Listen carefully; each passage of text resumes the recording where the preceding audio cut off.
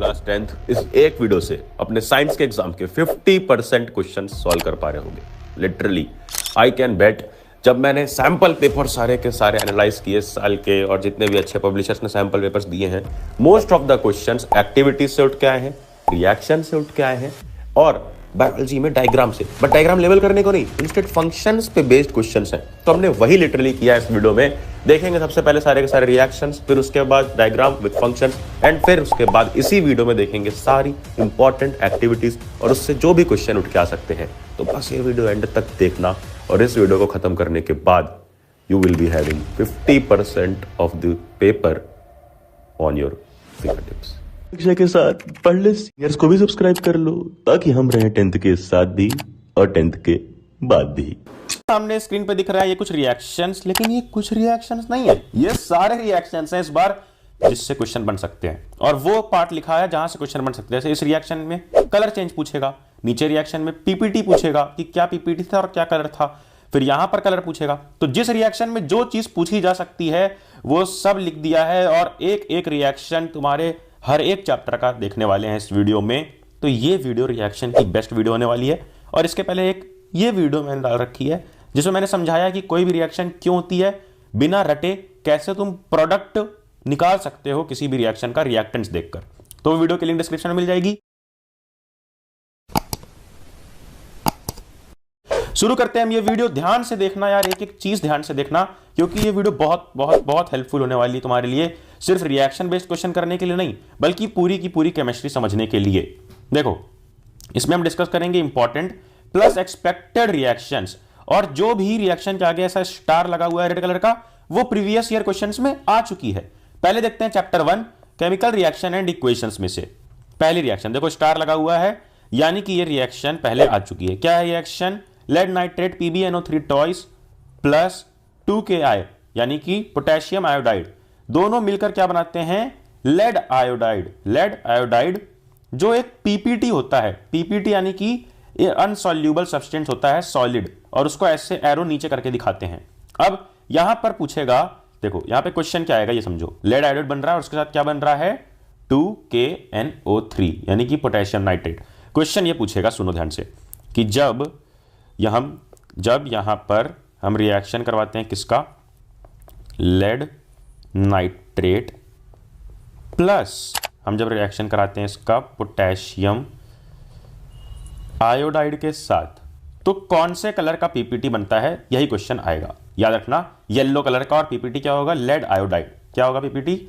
Lead iodide, ठीक है, PbI2। याद रखना कि जब लेड नाइट्रेट और पोटेशियम आयोडाइड रिएक्ट करेंगे तो बनेगा येलो कलर का पीपीटी, लेड आयोडाइड, और उसके साथ में क्या बनेगा? 2KNO3, यानी कि 2 मोल ऑफ क्या बनेगा? 2 मोल KNO3, यानी कि पोटेशियम नाइट्रेट, ठीक है। और रिएक्शन अगर देखें तो बड़ी सिंपल है यार, 1 2 1 2, और ये रिवर्स हो गए हैं, इसके साथ ये बन गया है और इसके साथ ये बन गया है। तो यानी कि ये कौन सा टाइप की रिएक्शन है? डिस्प्लेसमेंट या डबल डिस्प्लेसमेंट? तुरंत कॉमेंट करके बताओ मुझे, तुरंत कॉमेंट करो जल्दी। बढ़ते हैं नेक्स्ट क्वेश्चन पर। ये देखो, ये रिएक्शन भी है। हम एनसीईआरटी की एक भी रिएक्शन नहीं छोड़ रहे हैं, याद रखना, इसलिए छोटी मोटी रिएक्शन भी देख रहे हैं। जैसे ये है रिएक्शन जहां पर अगर 340 atm का प्रेशर अप्लाई करते हैं कार्बन मोनोऑक्साइड और हाइड्रोजन मिलाकर, तो बन जाता है क्या? CH3OH, मिथेन ऑक्साइड, ठीक है, CH3OH। ये रिएक्शन पहले नहीं आई, आज से पहले ये रिएक्शन आ सकती है। क्विक लाइम को जब वाटर से मिलाते हैं तो क्या बनता है? Slaked lime plus heat release होती है। याद रखना कि क्विक लाइम का फॉर्मूला है CaO, क्या? Calcium oxide. क्या बोलते हैं इसको? Calcium oxide. इस पर बहुत से क्वेश्चन आएंगे। और स्लेक्ड लाइम का फॉर्मूला क्या है? कैल्शियम हाइड्रोक्साइड, यानी कि सिर्फ एक H आ गया है, CaOH ट्वाइस, कैल्शियम हाइड्रोक्साइड। जब भी तुमसे पूछा जाएगा कि कार्बन की कैल्शियम ऑक्साइड में वाटर मिलाते हैं तो क्या बनता है? स्लेक्ड लाइम, यानी कि कैल्शियम हाइड्रोक्साइड, याद रखना, और हीट रिलीज होती है साथ में। फिर उसके बाद अब इसी कैल्शियम हाइड्रोक्साइड में स्लेक्ड लाइम बोलते हैं इसको, और इसी को बोलते हैं लाइम वाटर। ये क्वेश्चन देखो पहले आ चुका है। इसी लाइम वाटर में अगर CO2 मिलाएंगे, इसी लाइम वाटर में अगर CO2 मिला देंगे तो ये बन जाएगा कैल्शियम कार्बोनेट। कैल्शियम कार्बोनेट जो एक इनसॉल्युबल सब्सटेंस होता है। कैसे पता चला? ये देखो एरो बना ना, एरो मतलब क्या? PPT, white precipitate. कौन से कलर का? व्हाइट प्रेसिपिटेट, जिसको नॉर्मली बोलते हैं लाइमस्टोन या मार्बल। तो ये मार्बल का फॉर्मूला है जो तुम्हारे घर में लगा भी रखा होगा, मार्बल फ्लोर पे।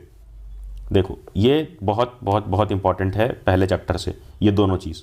इसमें क्या याद कर लो, क्विक लाइम CaO होता है, वाटर मिल गया तो बन जाता है स्लेग्ड लाइम CaOH ट्वाइस। अब इसी स्लेग्ड लाइम में अगर CO2 मिल गया तो ये बन जाता है कैल्शियम कार्बोनेट, जिसको बोलते हैं मार्बल। फिर आगे बढ़ो, ये देखो FeSO4.7H2O। जब भी ऐसे करके लिखा होता है कोई भी कंपाउंड तो इसको कौन सा वाटर बोलते हैं, वाटर ऑफ क्रिस्टलाइजेशन, FeSO4.7H2O। तो इसमें 7 मोल वाटर के हैं, ठीक है। ये कौन से कलर का होता है, ग्रीन कलर। फिर इसको जब हीट देते हैं, ये ट्राइंगल वाले सिंबल का मतलब होता है हीट। जब इसको हीट देते हैं तो पहले ये थोड़ी देर के लिए व्हाइट कलर में आता है, फिर ये बन जाता है फाइनली किसमें, फेररिक ऑक्साइड में, फेरस ऑक्साइड Fe2O3 में, जो होता है ब्राउन कलर का। प्लस 2 गैसेस निकलती हैं, SO2 और SO3। कौन कौन सी गैसेस, SO2 और SO3। ये ट्रांजिस्टरी वाले स्टेट को तुम हटा भी सकते हो, ठीक है। इसको ऐसे डायरेक्ट कर लो, डायरेक्ट, ठीक है। व्हाइट स्टेट को हटा दो डायरेक्ट, कि FeSO4.7H2O को अगर हीट करेंगे तो बनेगा Fe2O3 प्लस SO2 और SO3। यहां पर क्या क्वेश्चन आएगा, यहां पर क्वेश्चन आएगा कि कौन से कलर का फ्यूम्स निकलते हैं, तो ब्राउन कलर का ये क्या रहता है, Fe2O3 बनता है। Fe2O3 कौन से कलर का बनता है, तो याद रखना ब्राउन कलर। कलर चेंज क्या होता है, ये ग्रीन से बन जाता है ब्राउन। फिर नीचे आ जाओ, लेड नाइट्रेट पे एक और क्वेश्चन, कि जब PbNO3 ट्वाइस को, लेड नाइट्रेट को हीट करेंगे तो क्या बनेगा। ये देखो, ये हीट का सिंबल है, ऊपर ही बताया। ट्रायंगल का मतलब क्या है, ट्रायंगल का मतलब है हीट, ठीक है। जब हीट करेंगे तो क्या बनेगा, यहां पर बनेगा लेड ऑक्साइड ब्लैक कलर में, और गैस निकलेगी NO2 और O2 जो रहेंगी रेडिश ब्राउन कलर की। यहां से क्वेश्चन क्या आएगा, ये नहीं आएगा कि PbO ब्लैक कलर, ये तो सबको पता है कि लेड ऑक्साइड या कॉपर ऑक्साइड ब्लैक कलर का होता है। यहां से क्वेश्चन ये बनेगा कि कौन से कलर की फ्यूम्स निकलती हैं, फ्यूम्स यानी कि धुएं निकलते हैं कौन से कलर के, तो याद रखना वो धुएं निकलते हैं NO2 के, NO2 गैस के, और कौन से कलर के, रेड ब्राउन या फिर रेडिश ब्राउन कलर के। अब ये देखो स्टार वाला क्वेश्चन, यानी कि एक प्रीवियस ईयर क्वेश्चन रह चुका है, क्या कि AgCl यानी कि सिल्वर क्लोराइड को अगर सनलाइट पास करते हैं तो क्या होता है, सिल्वर और क्लोराइड में टूट जाता है। सिमिलरली AgBr यानी कि सिल्वर ब्रोमाइड को अगर सनलाइट पास कर दें तो ये भी Ag और Br2 यानी कि ब्रोमीन में टूट जाता है। अब ये याद रखो, ये दोनों रिएक्शन क्यों सनलाइट पे टूट जा रही है, क्योंकि इसका हो जा रहा है फोटो डिकम्पोजिशन। कौन सा decomposition, photo decomposition. Photo decomposition मतलब कि लाइट की प्रेजेंस में जो टूट जाते हैं उसको बोलते हैं फोटो डिकम्पोजिशन होने वाले कंपाउंड्स। AgBr और AgCl ये दो ही हैं, और यही दोनों रिएक्शन यूज होती है ब्लैक एंड व्हाइट फोटोग्राफी में। तो अगर ये क्वेश्चन आता है 2 मार्क्स में, 2 मार्कर में ये क्वेश्चन आ सकता है, write the reactions used in black and white photography. तो लिखोगे 2AgCl टूट गया तो 2Ag प्लस Cl2, 2AgBr टूट गया तो 2Ag प्लस Br2। एरो के ऊपर सनलाइट जरूर मेंशन करना। नीचे आ जाओ, अभी तक हमने जो भी पढ़ा यार, आई होप तुम्हें बिल्कुल क्लियरली समझ में आ रहा है। यहां पर हमें देखना येलो PPT मिल गया, फिर उसके नीचे स्लेग्ड लाइम क्या होता है, क्विक लाइम, लाइम वाटर, फिर कैसे कैल्शियम कार्बोनेट बनता है, ग्रीन से ब्राउन बनता है Fe2O3, फिर ये रहता है रेडिश ब्राउन कलर का 4NO2, और यहां पे देखा हमने व्हाइट एंड ब्लैक फोटोग्राफी की रिएक्शन। अब नीचे देखो, कलर चेंज वाली रिएक्शन ज्यादा नहीं आती हैं, जो इंपॉर्टेंट है वो हम यहां पर देख लेंगे सारी। जैसे कि पहली ये है कि जब आयरन प्लस CuSO4, क्या बोलते हैं इसको, कॉपर सल्फेट मिलते हैं तो बन जाता है FeSO4 प्लस Cu। FeSO4 यानी कि फेरस सल्फेट। क्यों बन रहा है ये, देखो एक तुमने टेबल पढ़ी होगी, ऐसे एरो होगा और एक टेबल होगी, सबसे ऊपर होगा KNa, फिर ऐसे नीचे करते करते कुछ मेटल लिखे होंगे। और इस सीक्वेंस को याद करने के लिए मैंने तुम्हें याद दिलाया था कि कैटरीना ने कार मांगी अल्टो जेन फरारी, फिर भी हंजी क्यों मिली सिल्वर ऑडी। नीचे सबसे रहता है AU गोल्ड, ठीक है, AU का सिंबल, गोल्ड का सिंबल होता है AU, और ऊपर सबसे ऊपर होता है पोटेशियम। तो जो सबसे ऊपर वाले हैं, जो ये मान लो कोई इस नंबर पे है तो नीचे वाले मेटल को ऊपर वाले डिस्प्लेस कर देते हैं, वही हुआ है। आयरन जो है ये कॉपर के ऊपर है इस सीरीज में, रिएक्टिविटी सीरीज में, इसलिए इसको यहां पर जिसने डिस्प्लेस कर दिया तो ये बन गया FeSO4 और कॉपर को लात मार के निकाल दिया गया। तुम्हें यहां पे याद रखना है कि कॉपर सल्फेट रहता है ब्लू कलर में और फेरस सल्फेट रहता है ग्रीन कलर में। Copper sulphate blue, ferrous sulphate green. बस देखो ये स्टार भी है, यानी कि पहले आ चुका है। फिर एक और जो क्वेश्चन पहले आ चुका है वो है ये कि Na2 क्या है क्वेश्चन, कि जब Na2SO4 प्लस BaCl2 मिलते हैं तो क्या बनता है, BaSO4, ये देखो एरो का मतलब प्रेसिपिटेट, और ये है व्हाइट PPT, प्लस 2NaCl। क्या मतलब, Na2SO4 का मतलब क्या है, Na2SO4 है यार अपना सोडियम सल्फेट। जब सोडियम सल्फेट मिल रहा है किससे, बैरियम क्लोराइड से, ये सोडियम सल्फेट मिल रहा है बैरियम क्लोराइड से, तो बन रहा है बैरियम सल्फेट। कौन सा पीपीटी है व्हाइट कलर का, क्या नाम है इसका, बैरियम सल्फेट। याद क्या रखना है कि जब सोडियम सल्फेट और बैरियम क्लोराइड मिलते हैं तो कौन सा कलर का पीपीटी मिलता है, व्हाइट कलर का पीपीटी, BaSO4 बैरियम सल्फेट। फिर नीचे ये बड़ी सिंपल रिएक्शन कि कॉपर, याद रखना ये दोनों रिएक्शन रिवर्सिबल टाइप की है, कि कॉपर में जब ऑक्सीजन से हीट करते हैं, यानी कि जब हीट करते हैं ऑक्सीजन की प्रेजेंस में, इसको बोलते हैं, ये देखो हीट का सिंबल, हीट, तो बन जाता है ब्लैक कलर का कॉपर ऑक्साइड। और इसी ब्लैक कलर के कॉपर ऑक्साइड को देखो CuO को जब हाइड्रोजन से रिएक्ट करवा देते हैं तो ये वापस से ब्राउन कलर का कॉपर बन जाता है और हाइड्रोजन गैस निकल जाती है।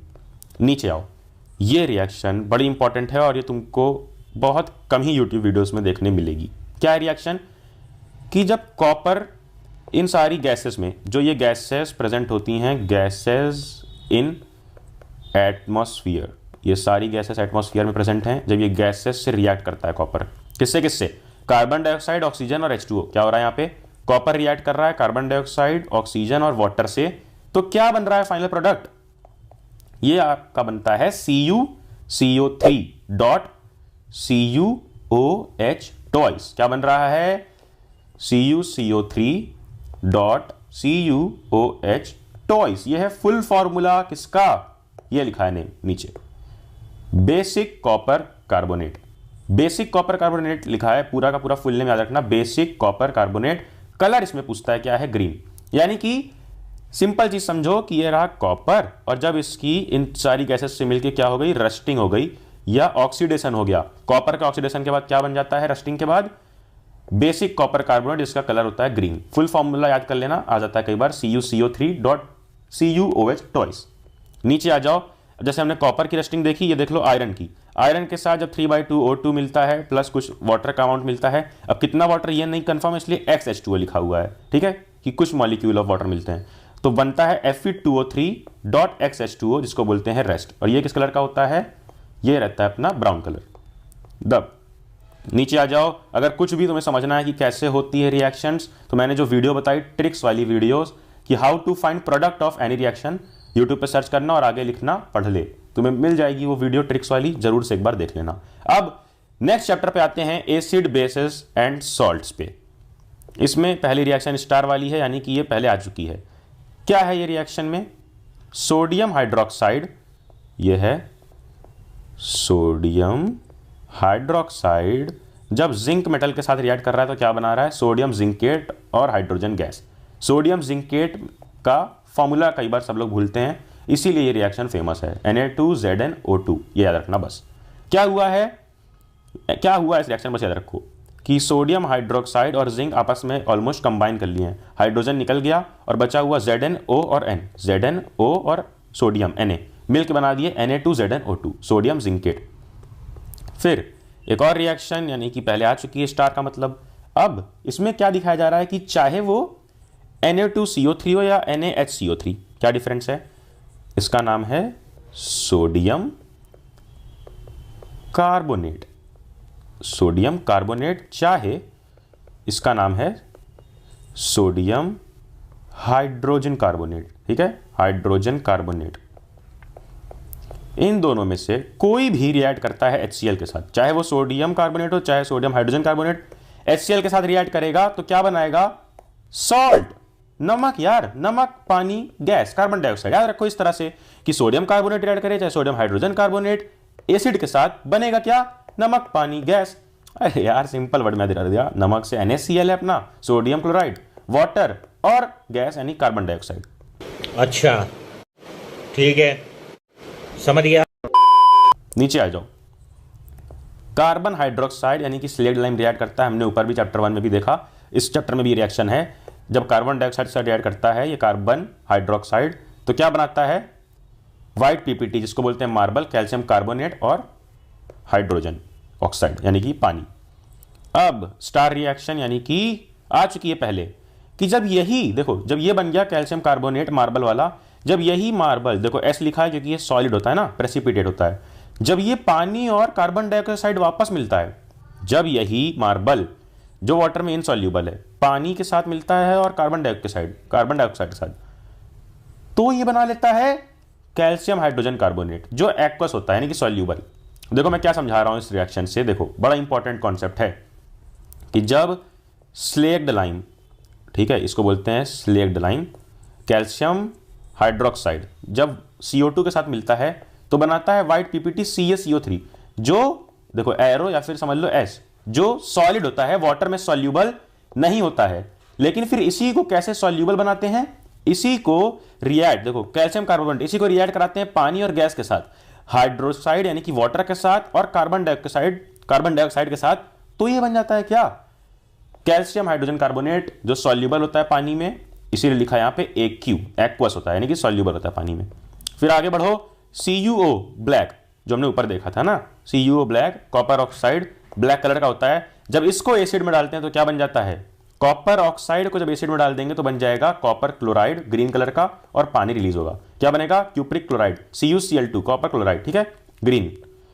अब अगली रिएक्शन क्या है, बड़ी सिंपल, कि जब नमक को पानी में डालेंगे तो क्या हो जाएगा, NaCl को H2O में मिलाएंगे तो बन जाएगा NaOH plus Cl2 plus H2O। NaCl को प्लस H2O में जब डालेंगे पानी में तो क्या बनेगा, NaOH plus Cl2 plus H2O, ये दोनों गैस निकल जाएगी और NaOH बन जाएगा। फिर कैल्शियम हाइड्रोक्साइड यानी कि स्लेक्ड लाइम को जब क्लोरीन से रिएक्ट कराते हैं तो बन जाता है ब्लीचिंग पाउडर और वाटर। ब्लीचिंग पाउडर का फॉर्मूला CaOCl2। ये ब्लीचिंग पाउडर का फॉर्मूला बहुत इंपॉर्टेंट है, ये पहले आ भी चुका है, देखो ये स्टार है, आ भी चुका है। क्या है, स्लेक्ड लाइम है। स्लेक्ड लाइम से देखो कितनी रिएक्शंस हैं, कैल्शियम हाइड्रोक्साइड है ये, इसमें बना दो Cl2, तो क्या करो कि पानी को निकाल दो, H2O निकाल दो और Cl2 और CaO को एक में कर दो, CaOCl2 ब्लीचिंग पाउडर। फिर अगली रिएक्शन है बेकिंग सोडा की। ये कैसे बनता है, देखो इसको याद करने के लिए सुनो ध्यान से, इसको बनाने के लिए तुम्हें चाहिए नमक, ठीक है, नमक पानी गैस। ये चीज मैं तुम्हें बड़ी सिंपल और बड़ी कैजुअल भाषा में बता रहा हूं। नमक पानी गैस से हम लोग का सिंबल रहेगा, नमक का सिंबल रहेगा NaCl यानी कि सोडियम क्लोराइड, पानी H2O सब जानते हैं, और गैस से मेरा सिर्फ मतलब रहेगा, जब भी मैं गैस बोलूं कैजुअली तो एक ही गैस याद रखना, कार्बन डाइऑक्साइड। इसमें मिला दो सिर्फ एक गैस जो बोलते हैं हम अमोनिया, ठीक है, NH3, अमोनिया मिला दो इसमें, क्या मिला दो, अमोनिया NH3।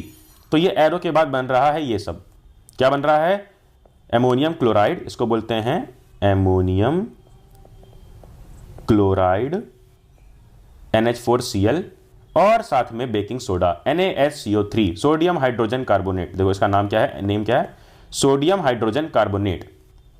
क्या याद करना था, नमक पानी गैस, नमक पानी गैस में मिला दो अमोनिया तो बन गया अमोनियम क्लोराइड और NaHCO3 यानी कि सोडियम हाइड्रोजन कार्बोनेट, जिसको हम बोलते हैं बेकिंग सोडा। ये रिएक्शन ऐसे आएगी कि बताओ बेकिंग सोडा कैसे बनाते हैं, बेकिंग सोडा कैसे बनाते हैं, तो याद रखना, नमक पानी गैस में मिला दिया अमोनिया तो बन गया अमोनियम क्लोराइड और बेकिंग सोडा। अगर ब्लीचिंग पाउडर आता है कैसे बनता है तो बता देना, स्लेक्ड लाइम में CaOH ट्वाइस में बना दो, Cl2 गैस को मिला दो तो CaOCl2 और वाटर को अलग फेंक दो, बन गया। नीचे आ जाओ, अब इसी NaHCO3 को, इसी यानी कि सोडियम हाइड्रोजन कार्बोनेट को क्या बोला अभी हमने इसको क्या बोला, बेकिंग सोडा, ठीक है। बेकिंग सोडा को हम क्या कर रहे हैं, इसी बेकिंग सोडा को हीट कर रहे हैं, बेकिंग सोडा है ये, इसको हम हीट कर रहे हैं। बेकिंग सोडा का फॉर्मूला 2NaHCO3, NaHCO3 2 तो बैलेंस करने में लिखा गया है और ये का मतलब होता है हीट।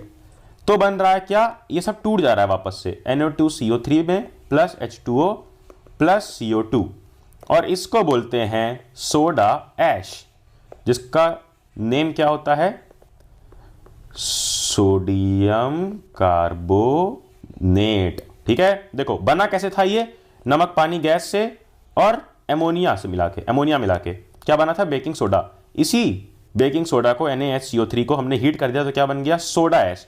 सोडा ऐश कैसे बनेगा, बेकिंग सोडा को हीट करके, Na2CO3 है सोडा ऐश का फॉर्मूला, और उसके साथ निकलेगा वाटर और गैस कार्बन डाइऑक्साइड। अब देखो ध्यान से यहां पर कि फ्रॉम एनी एसिड, किसी भी एसिड से ले लो H+, क्या H+ आयन हर एसिड में होता है, तुमने ले लिया और उसको डाल दिया अपने बेकिंग सोडा में, तो ये बन जाता है क्या, बेकिंग सोडा में अगर डाल देंगे तो ये आगे जाके बन जाता है baking powder plus CO2 H2O और sodium salt of any acid. अब ये स्टार लगा है क्यों? क्योंकि पूछता है कि कौन सी रिएक्शन यूज की जाती है ब्रेड और केक्स को स्पॉन्जी बनाने के लिए, तो वो यही रिएक्शन रहेगी। पूरी रिएक्शन क्या लिखोगे? CO2 plus H2O plus sodium salt of acid. कौन से एसिड का सोडियम सॉल्ट? जिस एसिड से हमने ये H+ लिया है, और इसी सोडियम सॉल्ट को क्या बोलते हैं? Baking powder. बेकिंग पाउडर यार, जो हम बना बना के बढ़िया केक वेक बनाते हैं ना, तो वही है कि ब्रेड और केक को स्पॉन्जी कौन बनाता है? Baking powder. कौन सी रिएक्शन से बनता है?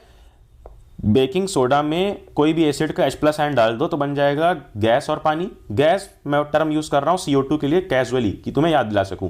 CO2, वाटर और sodium salt of acid. Sodium salt of acid कौन से एसिड का? जिस एसिड से हमने H+ आयन लिया है, और इसी सोडियम सॉल्ट को बोलते हैं बेकिंग पाउडर। नीचे आ जाओ, अगली reaction sodium carbonate Na2CO3। Sodium carbonate Na2CO3 यानी कि सोडा एस, इसमें वाटर को मिला देते हैं अगर हम, तो बनता है sodium carbonate with water Na2CO3 dot 10H2O, जिसको बोलते हैं वॉशिंग सोडा। तो वॉशिंग सोडा का भी पूछ लेगा कि कैसे बनता है, फॉर्मेशन कैसे होता है वॉशिंग सोडा का, उसकी रिएक्शन लिखो। तो यही रिएक्शन लिखनी है कि सोडियम कार्बोनेट में पानी मिला दो 10H2 और ये बन गई। सबसे सिंपल रिएक्शन है ये। अब है ये बहुत इंपॉर्टेंट रिएक्शन, बहुत बहुत बहुत इंपॉर्टेंट रिएक्शन। देखो क्या है, plaster of Paris. Plaster of Paris का formula CaSO4 dot half H2O plus 3/2H2O मिलाएंगे तो क्या बन जाएगा? CaSO4 डॉट 2H2O, जिसको हम बोलेंगे जिप्सम। पूछता है कि प्लास्टर ऑफ पेरिस कैसे जिप्सम में कन्वर्ट होता है, तो 3/2H2O से, ठीक है, 3/2H2O मिलाने से। CaSO4 डॉट हाफ H2O में 3/2H2O, तो बन जाएगा CaSO4 dot 2H2O plaster of Paris से जिप्सम। अब उसके नीचे देखो क्या है इंपॉर्टेंट रिएक्शन, ये CuSO4 डॉट 5H2O। क्या? CuSO4 copper sulphate dot 5H2O। अब मैंने तुम्हें ऊपर बताया था कि जो ये डॉट लगा के लगा होता है पानी, इसको बोलते हैं वाटर ऑफ क्रिस्टलाइजेशन। ये ब्लू कलर का होता है, हीट कर दो तो व्हाइट कलर का CuSO4 बन जाता है, ये वाटर उड़ जाता है, ठीक है। फिर वॉशिंग सोडा से बेकिंग सोडा अगर बनाना है तो कैसे बन जाएगा? बस इसको हीट कर दो, ये बेकिंग सोडा बन जाएगा और ये निकल जाएगा पानी, water of crystallization dot 10H2O। Dot 10H2O किस में से निकल जाएगा? Na2CO3 में से। याद रखना, Na2CO3 में से डॉट 10H2O निकल जाएगा तो ये नहीं बन जाएगा कि तुम्हारा Na2CO3 लिखाएगा यहाँ पे, यहाँ क्या आएगा? NaHCO3। क्या आएगा? Na2CO3 डॉट 10H2O को अगर हीट करेंगे तो आएगा NaSCO3। सिंपल भाषा में, वॉशिंग सोडा को हीट करो तो बनेगा बेकिंग सोडा। सेम तो बन नहीं जाएगा, इसलिए वॉशिंग सोडा से बेकिंग सोडा। वॉशिंग सोडा का फॉर्मूला Na2CO3 वाला रहेगा, बेकिंग सोडा का NaHCO3 और 10H2O अलग से निकल जाएगा।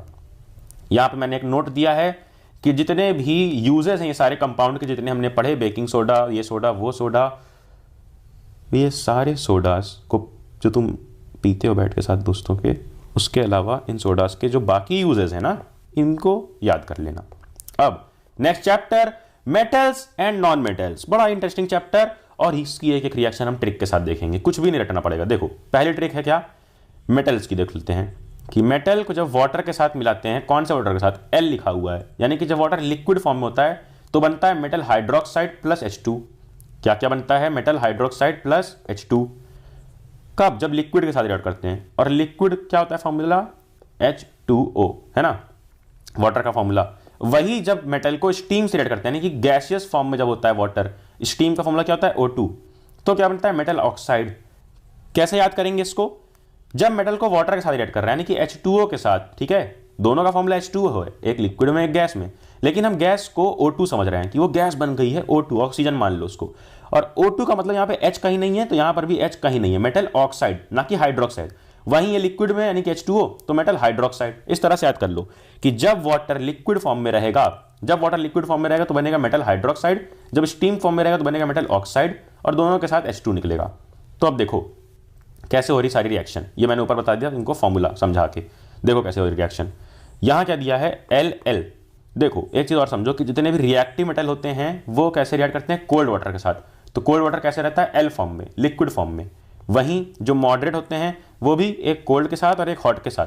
फिर जो लीस्ट रिएक्टिव, सबसे कम रिएक्टिव, अब देखो जो मेटल कम रिएक्टिव है यानी कि बिल्कुल नीचे है, सुस्त पड़ा हुआ है, तो उसको आग लगाने के लिए थोड़ा सा हाई मॉलिक्यूल चीज चाहिए, हाई एनर्जी। हाई एनर्जी कहाँ होती है? स्टीम में। स्टीम में एनर्जी होती है, हमें पता था क्लास 9th में कि स्टीम से हाथ ज़्यादा जलता है as compare to hot water, तो स्टीम में ज़्यादा एनर्जी है, इसलिए लीस्ट रिएक्टिव के साथ स्टीम को यूज़ करते हैं। देखो H2O कौन से फॉर्म में है? ये गैसियस फॉर्म में। ये सारे कौन से फॉर्म में? गैसियस फॉर्म में, G गैसियस फॉर्म में। तो क्या बनेगा? हमने ऊपर देखा अभी ना कि जब भी गैसियस फॉर्म में यूज़ करेंगे तो मेटल ऑक्साइड, और लिक्विड फॉर्म में तो मेटल हाइड्रोक्साइड। देखो अब सबसे ज्यादा रिएक्टिव मेटल कौन से होते हैं? जो टेबल थी ना, टेबल उसमें ऊपर होते हैं, जैसे कि KNa, तो ये ऊपर वाले होते हैं, जैसे कि K और Na। तो इनसे रिएक्ट किया गया लिक्विड वाटर को, क्योंकि ये पहले से रिएक्टिव हैं तो स्टीम की जरूरत नहीं है, कोल्ड वाटर के साथ रिएक्ट कर जाएंगे। और क्या बनाएंगे? ऊपर हमने देखा है मेटल हाइड्रोक्साइड, जब भी लिक्विड वाटर होगा तो बन गया मेटल हाइड्रोक्साइड यानी कि पोटेशियम हाइड्रोक्साइड KOH, और यहां सोडियम हाइड्रोक्साइड यानी कि NaOH। और हमेशा क्या निकालेंगे? H2H2 दोनों केस में, H2H2 प्लस हीट एनर्जी। मैंने क्या याद दिलाया? जब भी कोई मेटल आए तुम्हारे सामने, जैसे कि मान लो पोटेशियम है ये, तो देखो कि ये रिएक्टिविटी सीरीज में ऊपर है, तो हाँ ऊपर है यानी कि ज्यादा रिएक्टिव है, तो ये रिएक्ट करेगा किसके साथ? जब ज्यादा रिएक्टिव खुद से मेटल है तो वाटर हमें एनर्जी वाला नहीं चाहिए, कम एनर्जी वाटर चाहिए, कम एनर्जी यानी कि ठंडा पानी चाहिए, कोल्ड वाटर। और जब भी कोल्ड वाटर लिक्विड स्टेट, यानी कोल्ड वाटर लिक्विड स्टेट रहेगा, हॉट वाटर रहेगा तो स्टीम रहेगा, कोल्ड वाटर लिक्विड स्टेट, तो जब भी कोल्ड वाटर के साथ रिएक्शन होगा तो हमेशा बनेगा, यहाँ पे हमने देखा है ना, मेटल हाइड्रोक्साइड, वही बना है। और वहीं अगर स्टीम होता तो बनता मेटल ऑक्साइड। नीचे देखो जो मॉडरेट रिएक्टिव है, जो बीच में आते हैं टेबल में, जैसे कि कैल्शियम, तो उसके लिए कोल्ड वाटर लगता है, और कोल्ड वाटर क्या बनाता है? हाइड्रोक्साइड, तो बन गया कैल्शियम हाइड्रोक्साइड प्लस H2।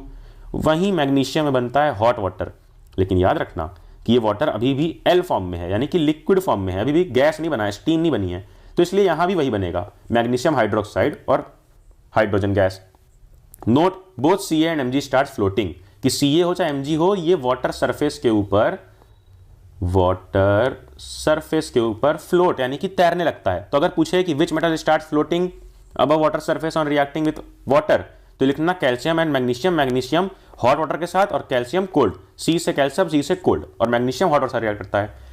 अब आ जाओ लीस्ट रिएक्टिव। मैंने बताया जब लीस्ट रिएक्टिव है मतलब यानी कि सुस्त पड़ा है, तो उसके लिए एक हाई एनर्जी मॉलिक्यूल चाहिए, हाई एनर्जी चीज चाहिए, और हाई एनर्जी चीज क्या रहती है? स्टीम। तो इसलिए इसको रिएक्ट कर रहे हैं स्टीम और स्टीम के साथ। जैसे एल्यूमिनियम स्टीम के साथ जब रिएक्ट करेगा तो ऊपर लिखा है कि मेटल ऑक्साइड बनाएगा, तो बन गया मेटल ऑक्साइड, एल्यूमिनियम ऑक्साइड और हाइड्रोजन। यहां पर भी आयरन बन जाएगा, आयरन ऑक्साइड यानी फेरस ऑक्साइड और हाइड्रोजन। अब नोट कि जो इसके नीचे आते हैं, जैसे कि PbCu AgAu, PbCu AgAu, PbCu AgAu, यानी कि लेड, कॉपर, गोल्ड, सिल्वर, ये सब रिएक्ट नहीं करते हैं वाटर के साथ, ठीक है, क्योंकि वो इतने सुस्त हैं कि पानी चाहे जितना गर्म कर दो उनके अंदर जोश आ ही नहीं रहा है, वो रिएक्ट नहीं कर रहे हैं। अब आगे बढ़ते हैं लास्ट चैप्टर पे। देखो मेटल नॉन, हमने सारे रिएक्शन देख लिए एक ही ट्रिक से कि कैसे जो सबसे ऊपर वाले रहेंगे वो रिएक्ट करेंगे कोल्ड वाटर के साथ, और अगर कोल्ड वाटर है तो बनेगा हाइड्रोक्साइड, नीचे वाले रिएक्ट करेंगे स्टीम के साथ, स्टीम रहेगा तो बनेगा मेटल ऑक्साइड। देख लिए सारे, और जो एकदम नीचे वाले हैं ये चार, ये रिएक्ट ही नहीं करेंगे। नीचे आ जाओ कार्बन एंड इट्स कंपाउंड्स पे। ये चैप्टर में क्या स्पेशल है, क्यों तुम लोग डरते हो, इसको भी ट्रिक के साथ देख लेंगे। सबसे पहले टाइप ऑफ रिएक्शन से समझेंगे। सबसे पहला टाइप होता है कंबशन। कंबशन का मतलब होता है जलना, नहीं उसकी याद में नहीं, वो बात नहीं कर रहे हम, यहाँ पर नॉर्मल जलने की बात कर रहे हैं। किसके प्रेजेंस में कंबशन होता है? ऑक्सीजन के प्रेजेंस में जलना। तो जब भी कोई हाइड्रोकार्बन, हाइड्रोकार्बन का मतलब क्या होता है? हाइड्रोकार्बन का मतलब होता है कोई भी प्रोडक्ट जो carbon plus hydrogen plus oxygen, ये तीन चीज से मिलकर बना है, उसको बोलते हैं हाइड्रोकार्बन, ठीक है। तो ये जब मिलके ऐसा कोई प्रोडक्ट होता है जो जलता है, कार्बन, हाइड्रोजन और ऑक्सीजन से बना हुआ प्रोडक्ट, फॉर एग्जांपल ये CH4 या ये, ठीक है, किससे बना है? कार्बन, हाइड्रोजन और ऑक्सीजन। ये तीन चीज से जब मिलके कोई चीज बनती है, कौन कौन सी तीन चीज? Carbon plus hydrogen plus oxygen. जब ऑक्सीजन के प्रेजेंस में जलती है, देखो ऑक्सीजन का प्रेजेंस है ना, यहां पर भी O2 है, यहां पर भी O2, तो सेम चीज निकलेगी हर बार, CO2H2O energy, CO2H2O energy, CO2H2O energy. अबे लुल्ल चीज है यार, एकदम एकदम इतनी इजी चीज समझा दी मैंने कि जब भी हाइड्रोकार्बन कोई भी लिखा हो, देखो CH4 और इतनी, चाहे जितनी लंबी चेन ले लो, चाहे जितनी लंबी चेन लिखी हो, उसके साथ अगर प्लस O2 सिर्फ लिखा है तो सेम प्रोडक्ट बनेगा CO2H2O, CO2H2O एनर्जी। बस इसको बैलेंस कर लेना, यहां पर लिख के जितने C हैं यहां पर उतने C करके बैलेंस कर लेना। नीचे आ जाओ ऑक्सीडेशन। हमने कंबस्शन देखा, ऑक्सीडेशन क्या होता है? जब कोई हाइड्रोकार्बन लिखा हो, हाइड्रोकार्बन का मतलब अभी बताया, जब कोई प्रोडक्ट CHO के साथ मिलकर बनता है, एरो ऐसे जाए और ऊपर लिखा हो ऑक्सीडाइजिंग एजेंट, और यहां पर क्या बनेगा उसके बाद? H क्या रहेगा, ओरिजिनल हाइड्रोकार्बन, ओरिजिनल हाइड्रोकार्बन का एक H और डैश H2O, इससे जुड़ा रहेगा H2O। कैसे, एग्जाम्पल CH3CH2OH, ये हाइड्रोकार्बन और इसके साथ ऐसे एरो गया है, ऊपर लिखा है ऑक्सीडाइजिंग एजेंट। ऑक्सीडाइजिंग एजेंट कौन सा होता है, या तो एक ये होगा KMNO4 या तो एक ये होगा K2Cr2O7, यानी कि पोटेशियम डाइक्रोमेट, या फिर ऊपर होगा तुम्हारा पोटेशियम मैग्नेट। इन दोनों में से कोई एक होगा। अब ये दोनों जब रिएक्ट करते हैं, यानी कि जब इन दोनों में से किसी भी एक का रिएक्शन करवा दो इससे, किसी भी हाइड्रोकार्बन से, तो बनेगा क्या, H डैश H2O, और ये H ओरिजिनल हाइड्रोकार्बन रहेगा। तो पहला क्या है, CH3, तो ये रहा CH3COOH, यानी कि H2O अटैच करके यहाँ पे लिख देना है, ठीक है। H2O अटैच करके लिखना है किसके साथ, पहले वाले के साथ, ठीक है। आगे आ जाओ, एडिशन रिएक्शन। अब एडिशन रिएक्शन क्या होगा, सुनो ध्यान से, सुनो एंड तक वीडियो देखो, जो नहीं समझ में आया सब समझ में आ जाएगा, बस समझो पहले थोड़ा सा पेशेंस के साथ कि एडिशन रिएक्शन में होगा जब भी कोई, देखो ये एक प्रोडक्ट बन गया, एग्जांपल है ये, इसके साथ ऐसे रिएक्शन होगा, ऊपर कुछ नीचे कुछ एजेंट रहेंगे, जैसे यहाँ पे निकेल है और हाइड्रोजन है, तो ये डबल बॉन्ड वाली चेन टूट जाएगी, यानी कि अनसैचुरेटेड से सैचुरेटेड हो जाएगा, ठीक है। ये ऐसे ऐसे चेन खुल जाएगी पूरी, ठीक है। और अक्सर क्या रहता है यहाँ पे एजेंट, Na या Pd, यानी कि निकेल या बेरिलियम, और इसके नीचे H2, ठीक है। क्या होगा, ये डबल बॉन्ड ब्रेक होके सिंगल बॉन्ड में हो जाएगा और H ऊपर ऐसे दो जुड़ जाएंगे, यही दो जो H थे ये ऊपर जुड़ जाएंगे। आ जाओ नीचे, इथेनॉइक एसिड C2H2O4, क्या फॉर्मूला इथेनॉइक एसिड का, C2H2O4, ये जब स्टेरिफिकेशन रिएक्ट करता है, स्टेरिफिकेशन रिएक्शन का क्या मतलब कि जब यही एसिड अल्कोहल से मिलता है तो बना देता है ईस्टर प्लस वाटर, यही एसिड अल्कोहल से बनता है तो क्या बना देता है, ईस्टर प्लस H2O। ईस्टर का फॉर्मूला देख लो, बस ईस्टर का फॉर्मूला नीचे देख लो, देखो ये रहा CH3COOH, चाहे ये लिखो, अरे दोनों एक ही चीज़ है, CH3COOH लिखो या C2H4O2 लिखो, 2O 2O, 4 hydrogen 4 hydrogen, 2 carbon 2 carbon, वही सेम चीज़ है, अलग अलग तरीके से लिख सकते हैं। इसमें जब मिला दिया हमने अल्कोहल तो बन गया CH3CC, ये बन गया डबल बॉन्डेड O, CH2CH3। ये किसका फॉर्मूला है, ये फॉर्मूला है ईस्टर का, किसका, ईस्टर का। ये फॉर्मूला याद कर लो, ये लिख दिया प्लस बना दिया H2O। क्या याद करना है, एक C डबल बॉन्डेड O रहेगा, एक C इधर रख के CH3, और इधर जो बाकी बचे।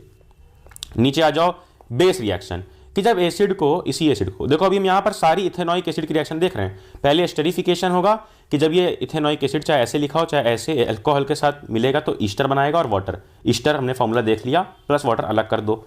फिर नीचे आ जाओ, बेस के साथ जब रिएक्ट करेगा, कोई भी एसिड हो यार, ये कोई भी एसिड हो तो सेम चीज बनता है, सॉल्ट प्लस वाटर। लेकिन सॉल्ट का मतलब हर बार NaCl नहीं होता है, डिपेंड करता है कि कौन सा एसिड बेस है।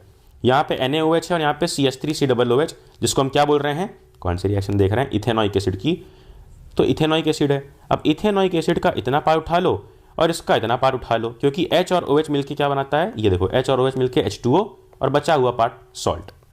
फिर अगर ये कार्बोनेट और हाइड्रोजन कार्बोनेट से रिएक्ट करेगा तो क्या बनाएगा, एसिड चाहे मेटल कार्बोनेट से रिएक्ट करे, कौन सा एसिड, इथेनॉइक एसिड, चाहे मेटल कार्बोनेट से रिएक्ट करे चाहे हाइड्रोजन कार्बोनेट से, बनेगा क्या, सॉल्ट कार्बन डाइऑक्साइड और वाटर, सॉल्ट कार्बन डाइऑक्साइड और वाटर।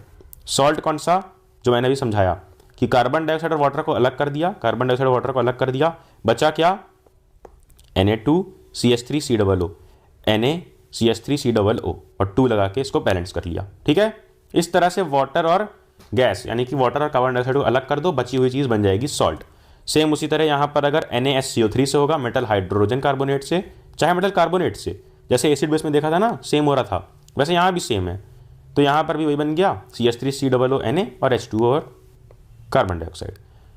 अब इसकी अगली रिएक्शन है सब्स्टिट्यूशन रिएक्शन। ये क्या होती है, यहाँ पे क्लोरीन H को डिस्प्लेस कर देता है in presence of sunlight, chlorine hydrogen को डिस्प्लेस करता है किसकी प्रेजेंस में, सनलाइट की प्रेजेंस में। देखो कोई भी कंपाउंड हो, जैसे मान लो मीथेन ले लिए प्लस Cl2, सनलाइट पास करा दिए तो बन जाता है CH3Cl प्लस HCl। क्या करता है, हाइड्रोजन को डिस्प्लेस कर देता है क्लोरीन, ये Cl2 है ना, तो एक Cl उधर जाके लग जाएगा, ये CH4 था तो CH4 के एक H को निकाल दिए तो क्या बन गया, CH3 और Cl एक इधर मिल गया, तो बच रहा है इसमें से क्या, एक Cl, तो एक H और एक Cl मिलके बना दिए HCl। क्या होता है कि इसमें सब्स्टिट्यूशन रिएक्शन में जब भी किसी के साथ बगल में Cl2 लिखा रहा है और सनलाइट पास हो तो ये रिएक्शन बनेगी, एक Cl डिस्प्लेस कर देगा और एक Cl एसिड बना देगा।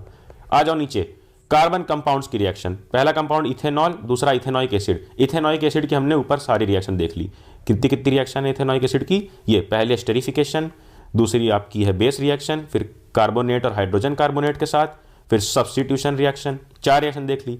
अब इथेनॉल की देखो, इथेनॉल का फॉर्मूला है C2H5OH और इसका है C2H4O2। ये एक वीक बेस होता है, ये तो एक एसिड था, ये एक वीक बेस है, तो ये कैसे रिएक्ट करेगा सोडियम के साथ, metal plus base metallic salt. हमने ऊपर देखा था कि कैसे बन गया था सोडियम जिंकेट, तो उसी तरह यहां पर भी बन रहा है क्या, सोडियम इथॉक्साइड। समझा रहा हूं यार, परेशान मत हो बिल्कुल भी। ये बड़े बड़े नाम सुन के डरा मत करो, सोडियम इथॉक्साइड ये वो, अब कुछ नहीं है यार, ध्यान से सुनो। सिंपल आ जाओ बैक टू एसिड बेस वाले चैप्टर पे। क्या होता था वहां पे, मेटल और बेस मिलते थे, तो मेटल और बेस मिलते हैं तो क्या होता है, मेटालिक सॉल्ट बनता है और हाइड्रोजन निकलता है। तो यहां पर भी वही करो, भूल जाओ ये क्या नाम है इसका, अपना क्या होता है ये इथेनॉल, ये सब भूल जाओ। जो भी लिखा है, ये क्या लिखा है और ये क्या लिखा है, ये एक मेटल है सोडियम और ये हमें नहीं पता है क्या लिखा है, भूल जाओ कि ये इथेनॉल है, भूल जाओ, ठीक है, नहीं पता हमें क्या लिखा है।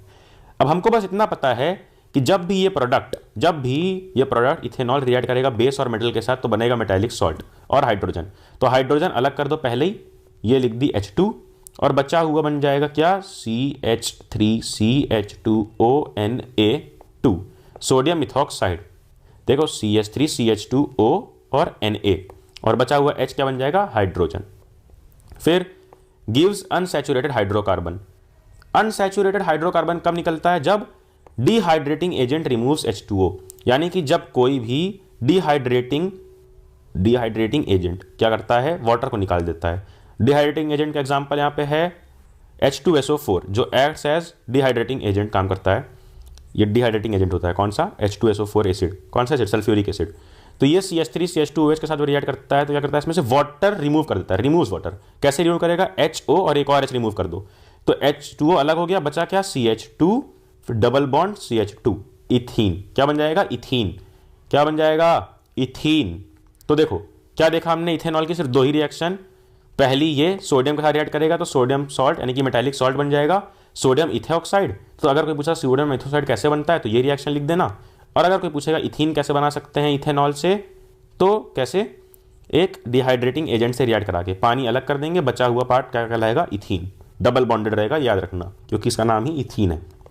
तो ये थे सारे रिएक्शन तुम्हारे चैप्टर 4 के, ये हमने देखे चैप्टर 4 के। इसके ऊपर हमने देखे चैप्टर 3 के, जहाँ पे हमने बहुत इजीली देखा सारे रिएक्शन, और चैप्टर 2 और चैप्टर 1 को भी हमने सारे रिएक्शंस देख लिए हैं। इस एक वीडियो में सारे रिएक्शन विद ट्रिक्स देखे हैं। अगर पसंद आई वीडियो प्लीज लाइक करना। चैप्टर के detailed notes with activities, reaction, previous year question, यहां तक कि एग्जाम्पलर के क्वेश्चन चैनल पर अपलोडेड हैं, उन्हें जाकर डाउनलोड कर सकते हो टेलीग्राम चैनल नो बकवास से। तुम्हें अब स्क्रीन पे दिख रहे हैं कुछ डायग्राम्स, लेकिन ये सिर्फ कुछ डायग्राम्स नहीं है, 1-2 डायग्राम नहीं है, बल्कि ये टोटल 19 डायग्राम्स हैं। और इस साल के पेपर में आने वाले सारे डायग्राम्स हैं यार, बायोलॉजी के हर एक चैप्टर के डायग्राम्स हैं। और इस बार डायग्राम में ये नहीं आता है कभी भी, अब ये आना बंद हो चुका है कि चलो और लेबल करो, ऐसे एक एरो बना दिया, पूछ ले ये क्या है, तो ये बक्कल कैविटी है, ये नहीं, बल्कि उसके फंक्शन पे क्वेश्चन आएगा कि बक्कल कैविटी का क्या फंक्शन है, क्या सर्व करता है वो बॉडी में, क्या रोल प्ले करता है। और ऐसे हर एक पार्ट के हम फंक्शंस देखने वाले हैं और देखने वाले हैं कि किस तरह से क्वेश्चन बन सकता है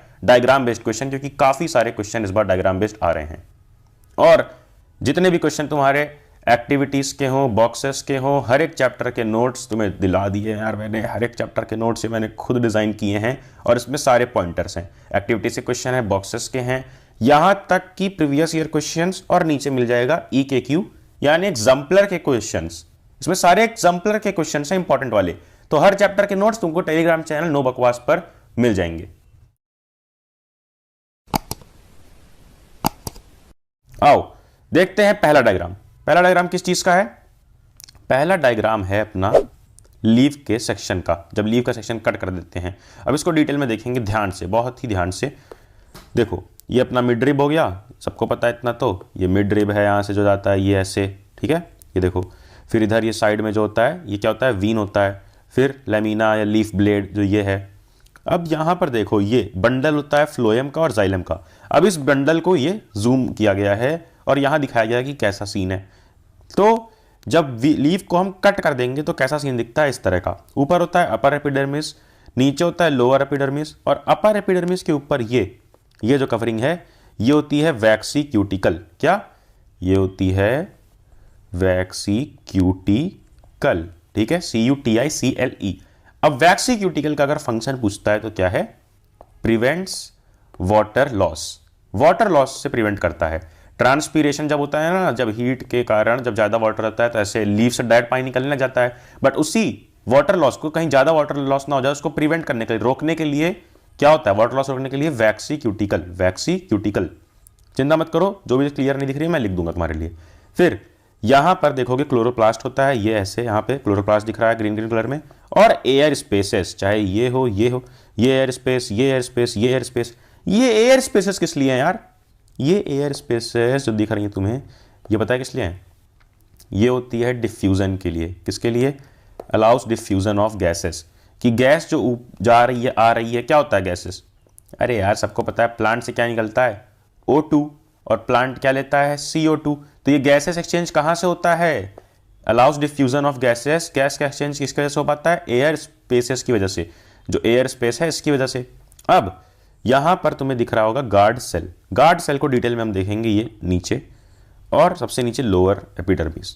तो क्या क्या है इस पूरे पार्ट में? ऊपर वैक्सी क्यूटिकल जिसका फंक्शन है वाटर लॉस को प्रिवेंट करना, फिर अपर एपिडर्मिस, फिर उसके नीचे क्लोरोप्लास्ट रहेगा यहां सेल्स में green green, air spaces, guard cell जो नीचे देखना है, ये नीचे लोअर एपिडर्मिस। अपर एपिडर्मिस और लोअर एपिडर्मिस नीचे और ऊपर की लेयर है। देखो अब गार्ड सेल्स के बारे में देखते हैं।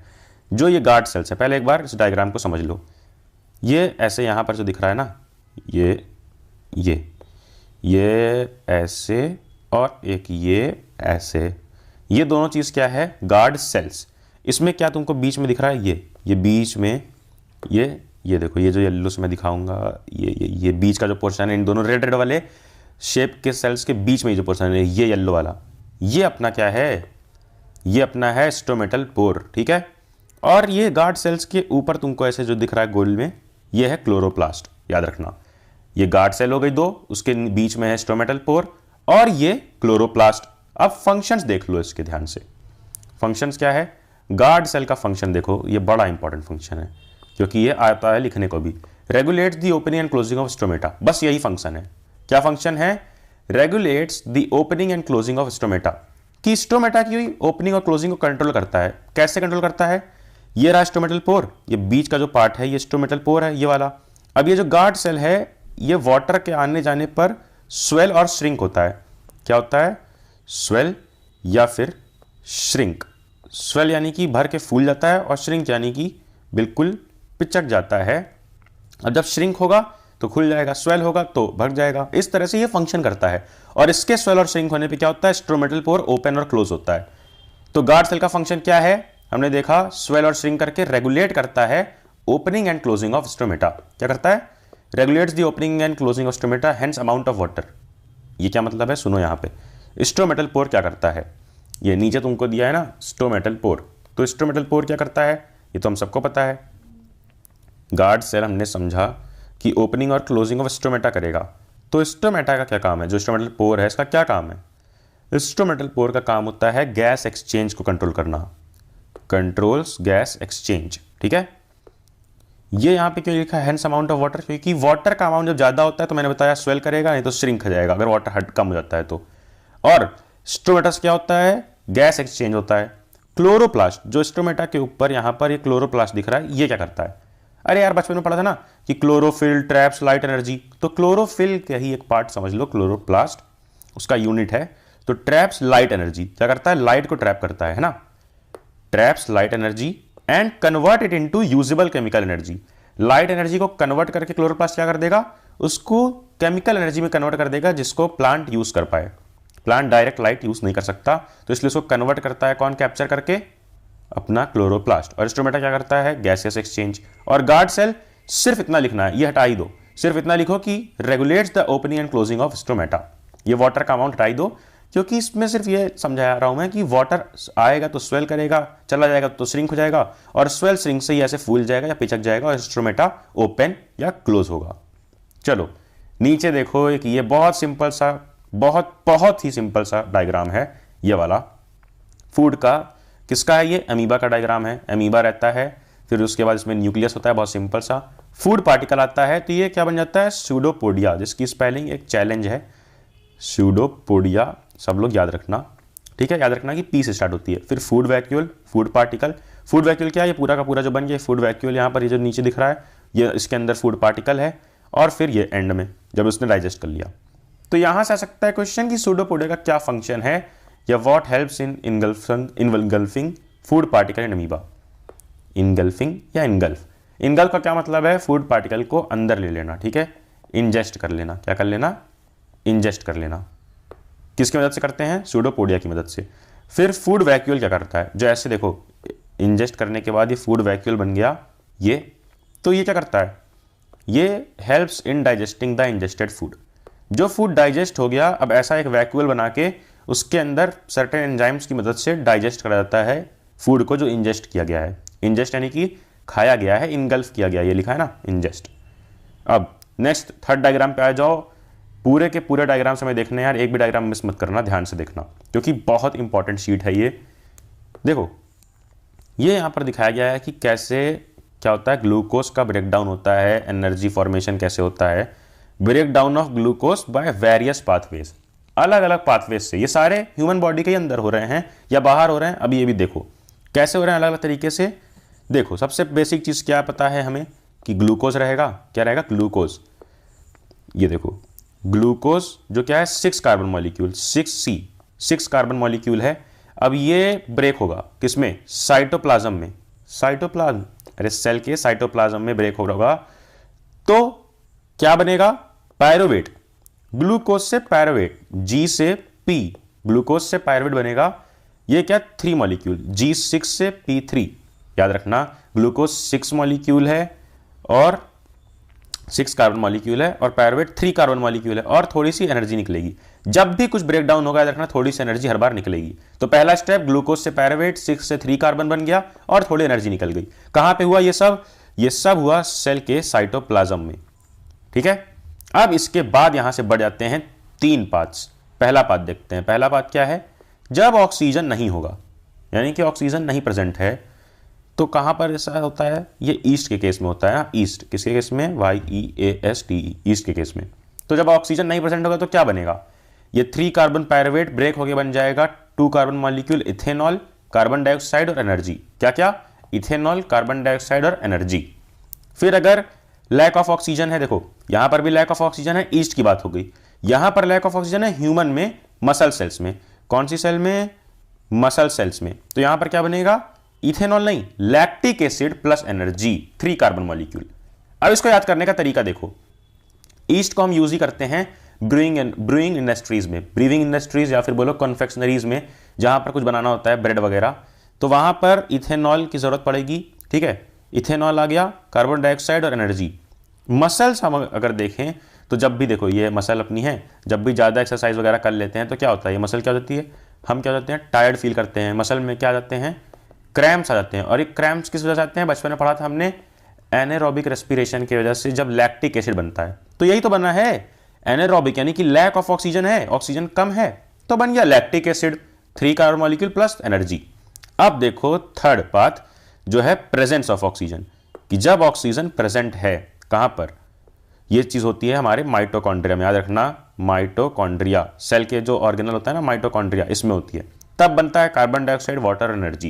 ये हो गया proper breakdown, carbon dioxide, water और एनर्जी। लेकिन ये कब होगा? जब ऑक्सीजन प्रेजेंट होगा। तो अब तीनों को कैसे याद रखना है और क्या पूछा जाएगा इसमें, ये सुनो।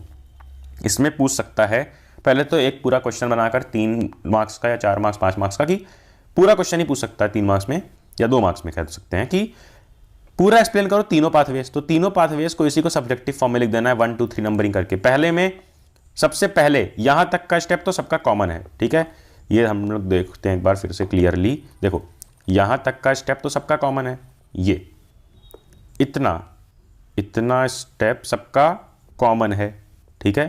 तीनों पाथवेज का क्या होता है? 6 कार्बन से बन जाता है 3 कार्बन मॉलिक्यूल पायरुवेट, ग्लूकोज से पायरुवेट में कन्वर्जन। फिर अब पहला एब्सेंस ऑफ ऑक्सीजन ईस्ट में होगा तो ethanol, carbon dioxide, energy, lack of oxygen अगर मसल सेल में होगा हमारे तो lactic acid plus energy, presence of oxygen अगर होता है तो क्या होगा, माइटोकॉन्ड्रिया में होगा। ये वाला तो साइटोप्लाज्म में हो रहा है, ये वाला प्रोसेस जो कॉमन है, याद रखना कि कॉमन प्रोसेस साइटोप्लाज्म में, उसके बाद जो ब्रेकडाउन होता है हमारे में ऑक्सीजन की प्रेजेंस में वो माइटोकॉन्ड्रिया में होता है, और कार्बन डाइऑक्साइड, वाटर, एनर्जी, ये 3 चीज बनती है।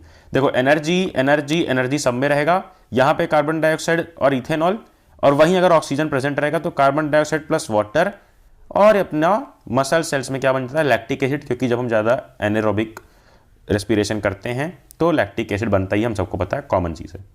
ये 3 ब्रेकडाउन हो गए, कहाँ कहाँ पे, याद रखना, ईस्ट में, मसल सेल में और माइटोकॉन्ड्रिया में।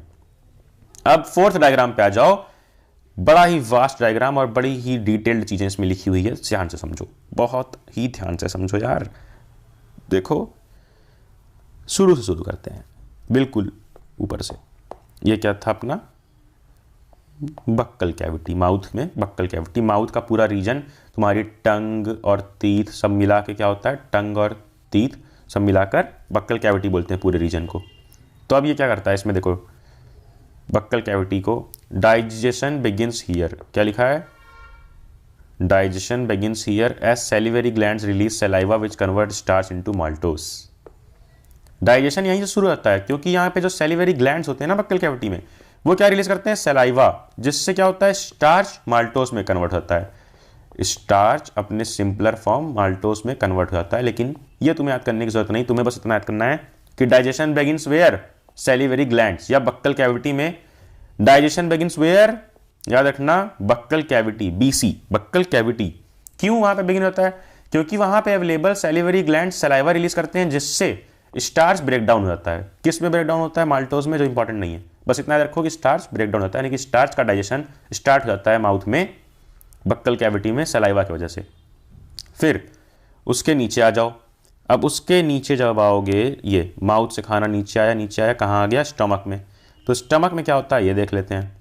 स्टमक में देखो कुछ चीज़ें सीक्रेट होती है। सबसे पहले HCl, क्या सीक्रेट होता है, सीक्रेट्स HCl, यानी कि hydrochloric acid that kill bacterias and convert pepsinogen to pepsin.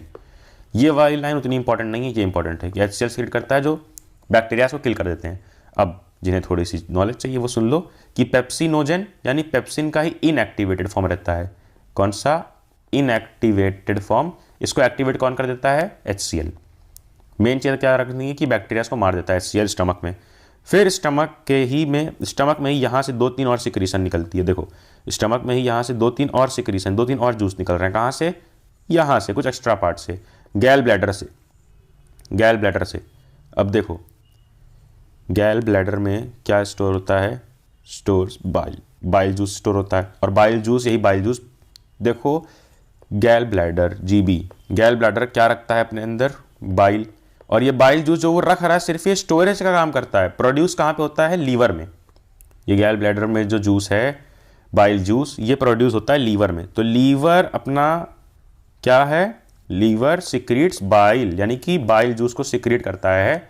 और इस बाइल की मदद से क्या होता है, फैट का digestion. Bile emulsify fat globules, या फिर बाइल डाइजेस्ट फैट ग्लोब्यूल्स, ठीक है। अब यही जो बाइल जूस है इसको रख दिया लीवर ने कहाँ पे, गैल ब्लैडर में, और ये गैल ब्लैडर स्टमक में रिलीज कर देता है। फिर उसके नीचे आ जाओ, स्टमक के नीचे खाना कहाँ पे आता है, स्मॉल इंटेस्टाइन। स्मॉल इंटेस्टाइन का देखो, स्मॉल इंटेस्टाइन क्या करता है, digestion completes here as intestinal enzymes breakdown. यहाँ पे डाइजेशन कंप्लीट होता है क्योंकि कई सारे एंजाइम फाइनल ब्रेकडाउन कर देते हैं। क्या क्या करते हैं फाइनल ब्रेकडाउन में, प्रोटीन अमीनो एसिड में, कार्बोहाइड्रेट ग्लूकोज में, फैट्स फैटी एसिड्स में, एंड ग्लिसरॉल्स में टूट जाता है, ठीक है। बस इतना याद रखना है कि ऊपर बक्कल कैविटी में स्टार्ट होता है डाइजेशन, सलाइवरी ग्लैंड क्योंकि सलाइवा रिलीज करते हैं, और स्टार्च कन्वर्ट होता है माल्टोज में। फिर HCl यहाँ पे बैक्टीरिया को मार देता है स्टमक में, और स्मॉल इंटेस्टाइन में डाइजेशन कंप्लीट हो जाता है क्योंकि ये चीज़ें यहाँ पे होती है। अब सपोर्ट कौन कर रहा है ये सब काम में, हमने देखा कि इधर साइड सपोर्ट मिल रहा है बाइल जूस जो लीवर में प्रोड्यूस होता है बट GB में रखा जाता है। GB यानी कि गैल ब्लैडर में रखा जाता है, और ये करता है फैट को डाइजेस्ट करने में मदद करता है। अब उसी तरह जैसे ये फैट को डाइजेस्ट करने में मदद कर रहा है, उसी तरह नीचे जो पैनक्रियाज होता है ना, पैनक्रियाज, तो ये पैनक्रियाज क्या करता है, pancreas secretes trypsin and lipase, दो चीज सिक्रीट करता है, एक ट्रिप्सिन और एक लिपेस। ट्रिप्सिन हेल्प करता है प्रोटीन में डाइजेशन में और लिपेस फैट्स का डाइजेशन में। बट ये वाला पॉइंट हटा दो, मेन पॉइंट है ये वाला ट्रिप्सिन वाला। फैट्स का जब भी पूछा जाएगा तो तुम हमेशा बोलोगे कि लीवर का बाइल जूस मदद करता है, और प्रोटीन के लिए पैनक्रियाज का ट्रिप्सिन प्रोटीन डाइजेशन में हेल्प करता है। तो ये सब हमने देख लिया ऊपर से पूरा नीचे तक, कहाँ कहाँ से बक्कल कैविटी। फिर देखो राइट साइड पे आओ, बक्कल कैविटी से आगे स्टमक से आगे स्मॉल इंटेस्टाइन में हमने देख लिया क्या होता है। लेफ्ट वाले ऑर्गन हेल्प कर रहे हैं, जैसे गैल ब्लैडर में स्टोर हो रहा है लीवर का जूस जिसको बोलते हैं बाइल, पैनक्रियाज से प्रोटीन डाइजेशन के लिए ट्रिप्सिन निकल रहा है। उसके नीचे भी तो पार्ट है, उसके नीचे क्या पार्ट है, लार्ज इंटेस्टाइन। स्मॉल में तो डाइजेशन कंप्लीट हो गया, लार्ज इंटेस्टाइन में क्या होता है, एब्जॉर्ब्स मोर वाटर, जो वाटर बच गया उसको एब्जॉर्ब कर लेता है कि हमारी बॉडी में वाटर की कमी ना हो। ठीक है, नीचे आ जाओ, अगला डायग्राम है हार्ट का, यानी कि दिल का, जो तुम किसी और को शायद दे चुके हो। यहां पे किसी के भी दिल को एग्जाम्पल बना के पढ़ लो यार। देखो दिल के अलग अलग से पार्ट्स हैं, अब इन पार्ट्स को थोड़ा डिटेल में समझना पड़ेगा। सबसे पहले अगर समझना है तो ये जानो किसके होते हैं, 4 चैम्बर, 1 2 3 4, ये हो गए अपने क्या 4 चैम्बर्स। चारों चैम्बर को हमें ध्यान से देखना है कि कैसे किधर से क्या हो रहा है, किधर ब्लड आता है किधर ब्लड जाता है, हर एक चीज। देखो सबसे पहले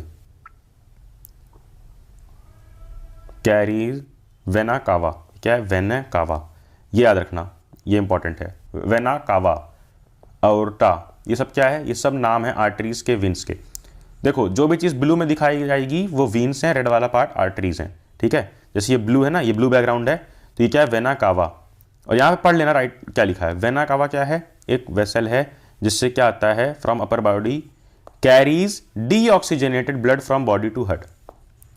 क्या आता है, carries deoxygenated blood from body to the heart. ठीक है, वेना कावा से डीऑक्सीजनेटेड ब्लड आता है। देखो ऊपर लंग्स होता है, हम सबको पता है ऐसे लंग्स होता है ना, ये लंग्स बन गया, तो ये लंग्स से क्या होता है, डीऑक्सीजनेटेड ब्लड आता है ये वेना कावा के थ्रू। कहाँ से, बॉडी के सारे पार्ट से, बॉडी के बहुत सारे पार्ट से डीऑक्सीजनेटेड ब्लड आता है, लंग्स नहीं कई सारे पार्ट से डीऑक्सीजनेटेड ब्लड आ गया कहाँ पे, वेना कावा में, अपर बॉडी से। और इसी तरह वेना कावा एक लोअर बॉडी की होती है, तो लोअर बॉडी से आ गया। तो क्या हो रहा है, पहले डीऑक्सीजनेटेड ब्लड आ रहा है जिसमें गंदा ब्लड है, यानी कि जिसमें ऑक्सीजनेटेड अभी ये ब्लड नहीं हुआ है। ठीक है, पूरे बॉडी पार्ट से आ गया, ऊपर के बॉडी पार्ट से इधर, नीचे के बॉडी पार्ट से नीचे वाली वेना कावा से। तो वेना कावा का फंक्शन क्या है, carries deoxygenated blood from body to heart, body से हार्ट तक। अब कहां आता है ये ब्लड, ये आता है राइट आर्ट्रियम में, ये स्पेस जो फर्स्ट चैम्बर है इसको बोलते हैं राइट आर्ट्रियम, राइट आर्ट्रियम। अब ये राइट क्यों है, क्योंकि तुम दिल उधर से देखोगे ना स्क्रीन के अंदर जाके, तो यही साइड, ये वाली फर्स्ट साइड राइट पड़ती है। तो राइट आर्ट्रियम क्या करता है, रिसीव्स डीऑक्सी ब्लड, यही डीऑक्सी ब्लड इसमें आ जाता है। फिर यहां पर ये एक गेट बना होता है, ये देखो ये जो है ना, ये एक गेट, ये वॉल्व होता है एक, ये क्या होता है, एक वॉल्व होता है। तो अब इस वॉल्व के थ्रू यहां पर सेकंड चैम्बर में क्या आ जाता है, राइट वेंट्रिकल में। ऊपर वाला पार्ट होता है ए, और इसी के नीचे उल्टा कर दो वी, ए वाला आर्ट्रियम, नीचे वी से वेंट्रिकल। तो राइट वेंट्रिकल में क्या आता है, वही ऊपर से जो मिल रहा है डीऑक्सीजनेटेड ब्लड। देखो वही चीज है, ये डीऑक्सीजनेटेड ब्लड नीचे आ गई आर्ट्रियम में, आर्ट्रियम से आ गई वेंट्रिकल में। फिर ये रहा सेप्टम, ये जो डिवाइड करता है डिवाइडिंग वॉल, उसको सेप्टम बोलते हैं। ये क्या करता है, ये ऑक्सीजनेटेड और डीऑक्सीजनेटेड को सेपरेट करता है। लेकिन अभी तक तो हमने सिर्फ डीऑक्सीजनेटेड ब्लड देखा है कि डी की बात हो रही, तो ऑक्सीजनेटेड कहां होगा अभी देखते हैं। अब जब यहां से इधर की बात होती है, देखो इधर की बात करते हैं, जब यहां से जैसे हमें वॉल्व दिख रही है ना, ये देखो ये सेकंड से ये ऐसे एक एरो बना है, ये एक एरो, तो इधर जब जाता है किधर, ये एरो उधर बन रहा है पुल्मोनरी आर्टरीज तक। ये देखो एक बार मैं तुम्हें क्लियरली दिखाता हूं, देखो यहां से देखो, एक बार क्लियरली देखो सब कुछ, ये वेना कावा है ऊपर का और ये नीचे बॉडी का। यहां से ब्लड आ गया, एरो ये रहा, यहां से आ गया एरो ये रहा, तो यहां पर ब्लड आ गया, यहां से अंदर आ गया ब्लड, कहां पे, यहां आ गया। फिर यही ब्लड ऊपर चला जाएगा ऐसे इस वाली वॉल से, और इस वॉल से कहां जाएगा, बाहर पुल्मोनरी आर्टरीज में। पुल्मोनरी आर्टरीज क्या करती हैं, pulmonary arteries carries deoxygenated blood from body to lungs. अभी तक क्या हुआ था, याद करो, अभी तक क्या आया था, ये यहां पर चाहे आया हो चाहे यहां पर आया हो, यहां पर आया था डीऑक्सीजनेटेड ब्लड। तो यही डीऑक्सीजन ब्लड ऐसे ऐसे बाहर निकलता है, यही वाला ऐसे इस वॉल से बाहर निकलता है। डीऑक्सीजनेटेड ब्लड कहाँ निकलता है? From body to lungs. ये डीऑक्सीजन ब्लड निकल जाता है लंग्स की तरफ, ठीक है।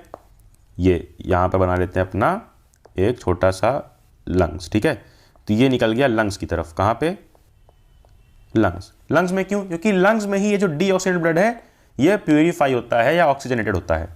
देखो ये है अपनी पुल्मोनरी वेन्स। क्या है? Pulmonary veins carries oxygenated blood from lungs to heart. ये लंग्स था, लंग्स तक गया हमारा ब्लड, फिर लंग्स से ऑक्सीजनेशन होने के बाद लंग्स में क्या होता है? ये डीऑक्सीजनेटेड बन जाता है ऑक्सीजनेटेड, और ऑक्सीजनेटेड ब्लड लंग्स से कैसे आता है वापस? पुल्मोनरी आर्टरी से जाता है और पुल्मोनरी वेन्स से आता है। Carries oxygenated blood from lungs to heart. तो ये ऐसे गया था और ये ऐसे वापस यहां आ गया, फिर इससे यहां आ गया और ये इधर, यानी कि ये हमने देखा था first chamber, second chamber, first second, फिर ये इधर गया इस वीन्स में लंग्स के पास, लंग से इधर आ गया इधर थर्ड चैम्बर में, फिर ये आ गया फोर्थ चैम्बर में, और यहाँ से यही ब्लड ऐसे घूमा घूमा घूमा ऊपर गया, इधर से निकला, कहाँ पे निकला?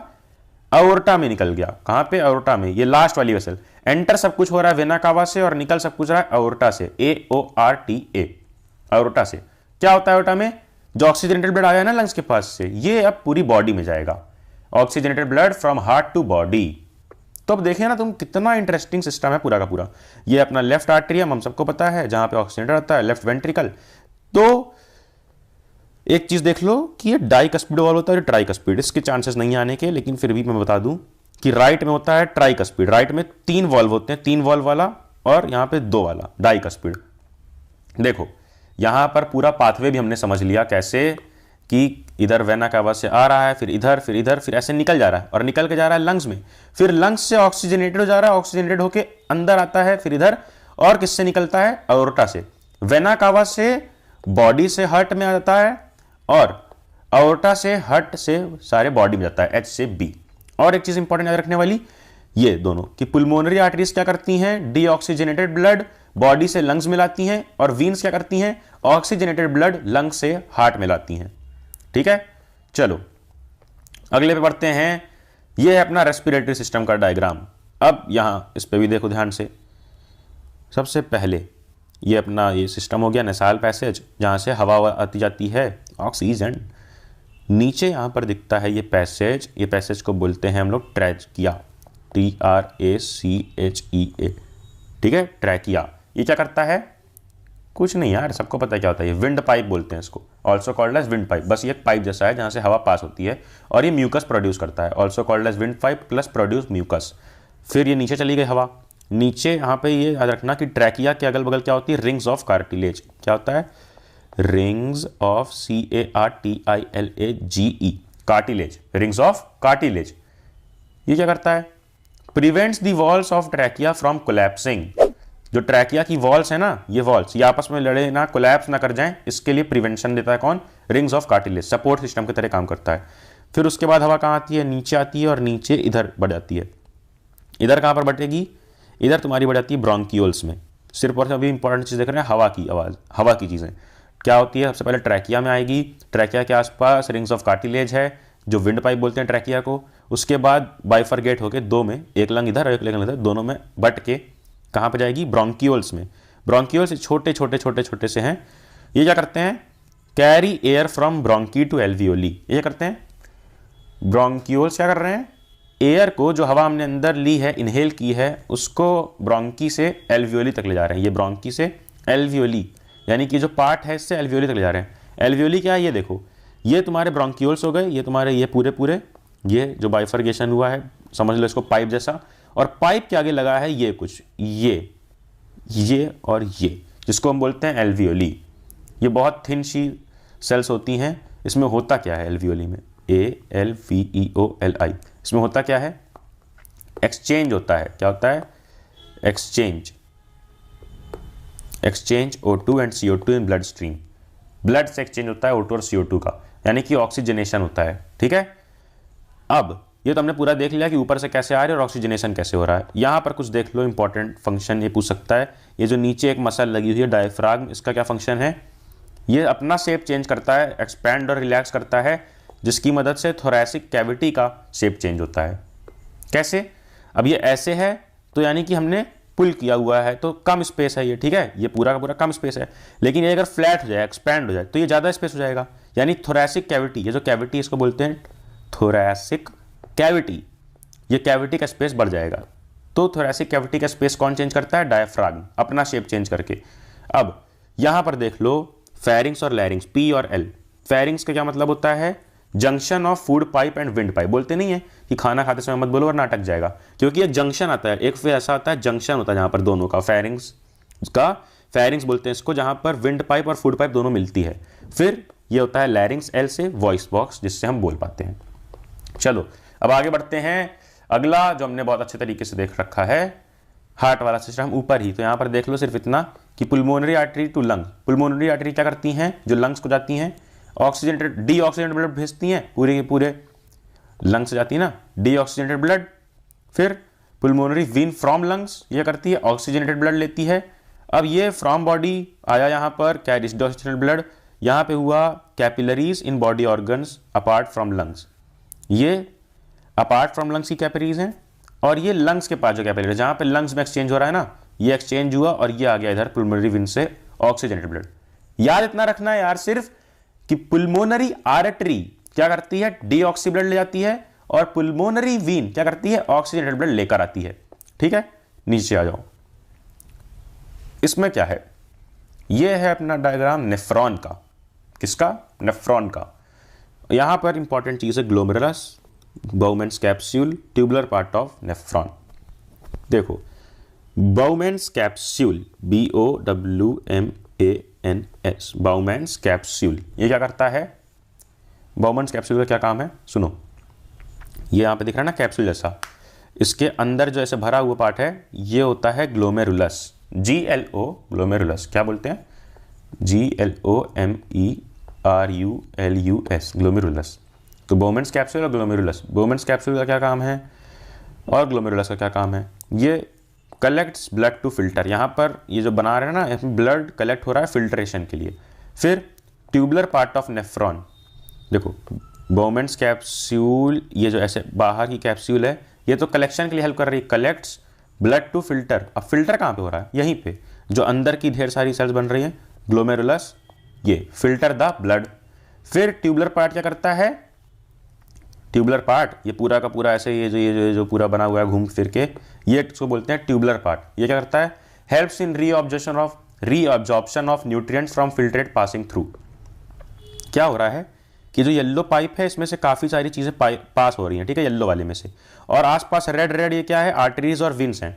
तो जो पास होते वक्त जो भी चीज़ एब्जॉर्ब करी जा सकती है वो कौन एब्जॉर्ब करता है? यही tubular part of nephron helps in reabsorption of nutrient from filtrate passing through.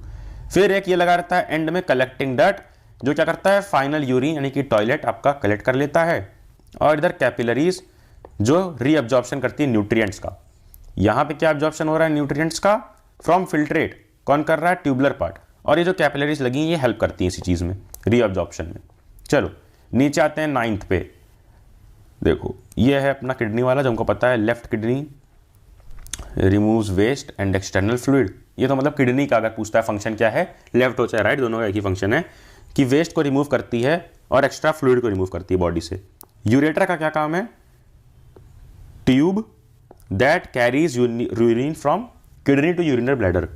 Kidney से, देखो ये अपनी रही किडनी जिसको बेच के आईफोन लेते हैं, फिर ये ऐसे पाइप जा रही है जो यहाँ पे ला रही है यूरिनरी ब्लैडर में, इस पाउच में ला रही है जिसमें यूरिन कलेक्ट होता है। तो ये जो पाइप ला रही है पाउच में, इसी को बोलते हैं यूरेटर। यूरिनरी ब्लैडर जो एक पाउच है stores urine and empty urine, store करता है और यूरिन एम्प्टी करता है जब आप टॉयलेट जाके करके आवाज़ करते हैं, अंडर न्यूरोमस्कुलर कंट्रोल। और ये न्यूरोमस्कुलर कंट्रोल के साथ होता है, जब दिमाग आपका कंट्रोल करता है तभी होता है, कभी भी नहीं पैंट गीली जाती है। फिर यूरेथ्रा, ये क्या है? एंड पार्ट जहाँ से आप अपना काम करते हैं। Tube allows urine to pass outside the body, urine pass करने के लिए फाइनल पैसेज होता है जिसको बोलते हैं यूरेथ्रा। अब आ जाते हैं तुम्हारे पूरे क्लास 10th की जर्नी के फेवरेट डायग्राम्स पे, रिप्रोडक्शन के डायग्राम पे। सबसे पहले फीमेल रिप्रोडक्टिव सिस्टम, इसमें क्या इंपॉर्टेंट फंक्शन पूछ सकता है? ओविडक्ट का या फिर फैलोपियन ट्यूब का। देखो ये ओवरी होती है, ये ऐसे ट्यूब लगी होती है, तो क्या करता है? Passage for eggs to travel from ovary to uterus. ये रहा ओवरी और ये रहा यूट्रस, ये वाला सेंटर पार्ट। तो यहां से यहां तक एग को लाने में मदद कौन करता है? यही ओविडक्ट या फैलोपियन ट्यूब। फिर ओवरी क्या करता है? ओवरी हम सबको पता है स्टोर्स एग्स या कंटेन्स इमैच्योर एग्स। ये देखो ओवरी का फंक्शन क्या है? कंटेन्स इमैच्योर एग्स, या लिख सकते हो स्टोर एग्स। फिर वेजाइना का क्या काम होता है? ये जो बाहर का पैसेज है ना, ये बाहर का, जैसे हमने ऊपर देखा यूरेथ्रा पैसेज, तो ये बाहर का पैसेज क्या है? वेजाइना। तो ये करता है passage through which sperms enter during intercourse. Intercourse के दौरान स्पर्म कहाँ से एंटर करता है? ये स्पर्म अंदर अंदर किधर जाता है? इसी पैसेज जाता है, इसी रास्ते से। तो ये बस रास्ता है जिसके थ्रू स्पर्म्स अंदर जाता है। फिर मेन काम क्या है? यूट्रस, यहाँ पर वॉर्म में सब कुछ होता है, इम्प्लांटेशन, फर्टिलाइजेशन, सब कुछ यहाँ पे होगा। ओवरी से एग्स निकलेगा, ओविडक्ट बस एक रास्ता है यहाँ तक एग्स लाने का। चलो नीचे आ जाओ, ये क्या है यार? यहाँ पर ये तुम्हें दिख रहा है मेल रिप्रोडक्टिव सिस्टम। यहाँ पर देखो क्या क्या इंपॉर्टेंट चीज़ें पूछ सकता है। सबसे पहले ये वास्ट डिफरेंस, क्या? VASDEFERENS, vast difference. जैसे ऊपर फैलोपियन ट्यूब पाइप है, यहाँ पर वास्ट डिफरेंस पाइप है।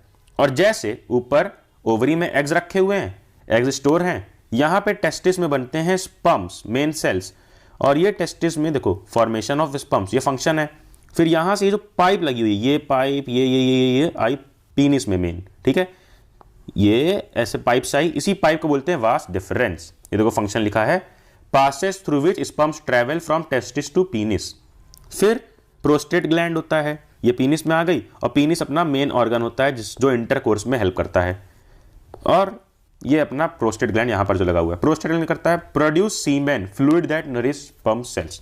देखो तुम्हें मालूम होगा कि जो वाइट थिक फ्लूइड होता है सीमेन अपना, उसमें सिर्फ स्पर्म सेल्स नहीं होते हैं, कई सारी चीजें होती हैं। तो जो सीमेन है उसके अंदर स्पर्म सेल्स पाई जाती हैं, और ये सीमेन कौन प्रोड्यूस करता है? Prostate gland. और स्पर्म कौन प्रोड्यूस करता है अगर पूछेगा तो? टेस्टिस। ठीक है, अब खुद के बारे में ज़्यादा बात कर ली तो आ जाओ प्लांट्स पे। प्लांट्स के रिप्रोडक्शन में डिस्कस करते हैं। पॉलन ग्रेन पता है, स्टिग्मा पता है। यहाँ देखो पॉलन ट्यूब, ये जैसे ट्यूब ग्रो करती है जो ऐसे अंदर जाती है, इसका फंक्शन क्या है? Allows the passage of pollen to female germ cell. ये पॉलेंट्स को फीमेल जर्म सेल तक, यहाँ तक पहुँचाता है, फीमेल जर्म सेल तक। और ओवरी का क्या काम है? प्रिपेयर्स ओव्यूल्स, ओव्यूल्स को बनाना, प्रिपेयर करना, and protect developing zygote. Zygote जब ये फ्यूजन रहता है मेल और फीमेल गाइमेट का, तो जाइगोट को प्रोटेक्ट करता है ओवरी, ये जो बाहर का आउटर कवरिंग है। ठीक है, अब आ जाओ जल्दी से अगले डायग्राम पे। देखो ओवरी बन जाता है तुम्हारा आगे जाके फ्यूचर में फ्रूट। और जो अगर सीड की बात करें तो उसमें ये ऊपर का पार्ट होता है प्लूम्यूल, क्या? PLUMULE, plumule. और नीचे का पार्ट होता है अपना रेडिकल, RADICLE। रेडिकल रूट में बन जाता है, R से रेडिकल, R से रूट, P से प्लूम्यूल, ये बन जाता है शूट, ऊपर का पार्ट। ये होता है न्यूरोमस्कुलर जंक्शन, जहाँ पे एक न्यूरॉन और मसल के बीच में मसल फाइबर है और ये न्यूरॉन का पार्ट है, दोनों जहाँ मिलते हैं उसको बोलते हैं न्यूरोमस्कुलर जंक्शन। नीचे आओ, यहाँ पर तुम्हें मिलेगा और डायग्राम जो कि है अपना कोऑर्डिनेशन वाले चैप्टर का। कोऑर्डिनेशन वाले चैप्टर से ये एक डायग्राम है ना, जिसमें सारे अलग अलग वो हैं ऑर्गन्स। तो पिट्यूटरी ग्लैंड का क्या फंक्शन है? पिट्यूटरी ग्लैंड का क्या फंक्शन है? ग्रोथ हार्मोन सिक्रेट करना। फिर फीमेल्स में ओवरी का क्या फंक्शन है? एस्ट्रोजन और प्रोस्ट्रोजन सिक्रेट करना। और उसी तरह मेल्स में इसका क्या फंक्शन है? अपने टेस्टिस का secretes testosterone only in males, obviously it is found in males. Plant का अगला डायग्राम है ये फ्लावर वाला, ये फ्लावर वाला डायग्राम। इसमें इंपॉर्टेंट क्या है? स्टेमन। स्टेमन क्या है? मेल पार्ट, और पिस्टिल क्या है? Female part. स्टेमन किससे किससे बनता है? एंथर और फिलामेंट। सिर्फ ए और F, S I mean AF से याद कर लो, एंथर और फिलामेंट से मेल पार्ट। ठीक है, MAF, मेल पार्ट कौन सा? A और F, एंथर और फिलामेंट। तो ये स्टेमन का फंक्शन क्या होता है? पॉलन ग्रेन का प्रोडक्शन करना। ठीक है, इसमें ये रहा ऊपर एंथर, और ये लाइन जो नीचे गई है ये हो गया फिलामेंट, जिसके थ्रू नीचे होगा। ठीक है, फिर ये पेटल हो गया, फूल पत्ती, और नीचे जो ये पत्ती इसको बोलते हैं सेपल। यहां पर देखो पिस्टिल यानी कि फीमेल पार्ट किससे बना है? स्टिग्मा, ये ऊपर वाला पार्ट, स्टाइल, ये जो ऐसे लाइन गई है, और ओवरी, ये जो नीचे है, तीन चीज से, SSO, स्टिग्मा, स्टाइल, ओवरी। ठीक है, पिस्टिल फीमेल का फंक्शन क्या है? फीमेल पार्ट का ओव्यूल्स को रखना। ओव्यूल के अंदर एक एग सेल होता है। ठीक है, ये ओवरी के अंदर एक एग सेल होता है, सबको पता है। फिर नीचे आ जाओ, ये 17th, ये होता है न्यूक्लियस, ये होता है सेल बॉडी। किसकी बात कर रहे हैं हम? न्यूरॉन को देख रहे हैं। ऊपर जो देखा था वो नेफ्रॉन था, किडनी वाला, और ये न्यूरॉन है, दिमाग वाला। याद रखना इतनी छोटी चीजें। डेंड्राइट, ये बाहर की जो चीज है, ये क्या करती है? इंफॉर्मेशन को लेती है। कुछ भी बाहर हो रहा है इसको एक्वायर करती है, इंफॉर्मेशन लेती है, फिर इंफॉर्मेशन ऐसे पास होती है और ऐसे ऐसे ऐसे ऐसे जाती है। जो पास हो रही है एक्सॉन बोलते हैं इसको। और ये कैसे पास होती है? Information travels as electric impulse, electric impulse की तरह पास होती है। तो अगर पूछता है which part acquires information, dendrite. Which part क्या करता है? ट्रैवल करता है इंफॉर्मेशन इलेक्ट्रिक इंपल्स के थ्रू। कहां पे? एक्सॉन में। फिर नर्व एंडिंग, ये होती है नर्व एंडिंग, जो मसल में जाके जुड़ती है। Impulse gets converted into chemical signal, ये केमिकल सिग्नल में कन्वर्ट होता है। यहां पर जो इंपल्स होती है इलेक्ट्रिक वाली, केमिकल में चेंज होगी। कहां पे? नर्व एंडिंग पे। नीचे आ जाओ, लास्ट के ये दो डायग्राम्स हैं, देखो इसको ध्यान से। ये रिफ्लेक्स एक्शन का डायग्राम है। किसका? रिफ्लेक्स एक्शन का। क्या है इसमें? सबसे पहले देखो, ये मान लो यहां पर हमने गर्म पानी रख दिया, गर्म पानी से उबल रहा है कुछ, और तुमने गर्म गर्म पानी छू लिया, तो क्या होगा? ये जो स्किन है जहां पर तुम्हें जला हुआ महसूस होगा, इसको बोलेंगे रिसेप्टर। और ये जो यहां से न्यूरॉन होगा जो ये इंफॉर्मेशन दिमाग तक ले जाएगा, इसको बोलेंगे सेंसरी न्यूरॉन। तो क्या कर रहा है? दिमाग तक ले जा रहा है। Carry signal to the brain from receptor, receptor से ब्रेन तक। फिर जो अब यहां से ये जो बीच का न्यूरॉन है, ये जो बीच का पार्ट है, इसको बोलते हैं रीले न्यूरॉन। तो रीले न्यूरॉन क्या करता है? इसको समझने से पहले समझ लो ये वाले न्यूरॉन को, जो ब्रेन से इस ऑर्गन तक वापस सिग्नल लाता है। मोटर न्यूरॉन क्या करता है? Carry order from brain to effector body part. जब यहां सिग्नल आएगा तभी तो तुम हाथ उठाओगे कि भाई जल रहा है, हटा लो हाथ, वरना जल के धुआं हो जाएगा। ठीक है, अब इन दोनों को, सेंसरी एस और एम, इन दोनों को कनेक्ट करता है आर, रीले न्यूरॉन। यह करता है allows sensory and motor to communicate, आपस में बातचीत करने देता है, बीच में एक्स की तरह नहीं आता है। 19th क्वेश्चन, ब्रेन का क्वेश्चन, ब्रेन का डायग्राम। अब देखो इसके कौन कौन से फंक्शन आ सकते हैं। सेरेब्रम, सबसे पहले सेरेब्रम क्या है? लार्जेस्ट पार्ट ऑफ ब्रेन है, जो कंट्रोल करता है बॉडी मूवमेंट वगैरह। फिर क्रेनियम किसको बोलते हैं? स्कल को, ये बाहर की कवरिंग को। ये अपना क्या है? मिड ब्रेन है, ये जो बीच में है ये मिड ब्रेन है। मिड ब्रेन क्या करता है? स्लीप साइकिल को कंट्रोल करता है और बॉडी टेम्परेचर को। और ये अपना फोर ब्रेन आगे का जाता है, और ये अपना हिंड ब्रेन। हिंड ब्रेन में क्या क्या आता है? Pons, medulla, PONS, pons, medulla और सेरिबेल्लम, ये छोटा वाला है सेरिबेल्लम। फिर नीचे आती है स्पाइनल कॉर्ड। तो ये थे सारे के सारे डायग्राम्स जो इस साल तुम्हें क्वेश्चन के फॉर्म में दिख सकते हैं। अब करते हैं मेन गेम शुरू। एक्टिविटी सारी की सारी चैप्टर वाइज देखेंगे, जैसे चैप्टर की हेडिंग डली हुई है, सारी इंपॉर्टेंट एक्टिविटीज देखेंगे। और सिर्फ ये नहीं कि एक्टिविटीज में क्या हो रहा है, कोई बकवास नहीं करेंगे, इंस्टेड देखेंगे कि उस एक्टिविटी से क्या क्या क्वेश्चंस बन सकते हैं और पिछले साल भी बन चुके हैं। स्टार्ट करते हैं चैप्टर 1 के सबसे इंपॉर्टेंट पहली एक्टिविटी से, एक्टिविटी 1.1, जहां पे क्या है? Burning of a magnesium ribbon in air and collection of magnesium oxide in a watch glass. देखो इस एक्टिविटी में किया क्या गया है कि मैग्नीशियम रिबन को बर्न किया जा रहा है और मैग्नीशियम ऑक्साइड जो एशेस आ रही है ना, इसको कलेक्ट किया जा रहा है। ठीक है, अब यहाँ पे पूछता क्या है? कलर। तो सबसे पहले व्हाट डू यू ऑब्जर्व वगैरह आता है, तो जो एनसाइड में भी पूछा है। तो we will observe the burning of the magnesium ribbon with dazzling white flame to form magnesium oxide white powder. यानी मैग्नीशियम रिबन बर्न होता है, व्हाइट फ्लेम निकलती है और व्हाइट पाउडर आता है which is magnesium oxide, MgO2। Then अब why magnesium ribbon rubbed with a sand paper before burning. क्यों सैंड पेपर से रब करते हैं चलाने से पहले, बताओ? तो लिख दो कि जो ऑक्साइड लेयर उसको रिमूव करने के लिए, to remove the oxide layer from the surface of magnesium, thus it will allow the ribbon to burn effectively to get desired results. आओ आगे आओ, next activity, activity 1.5 is very important.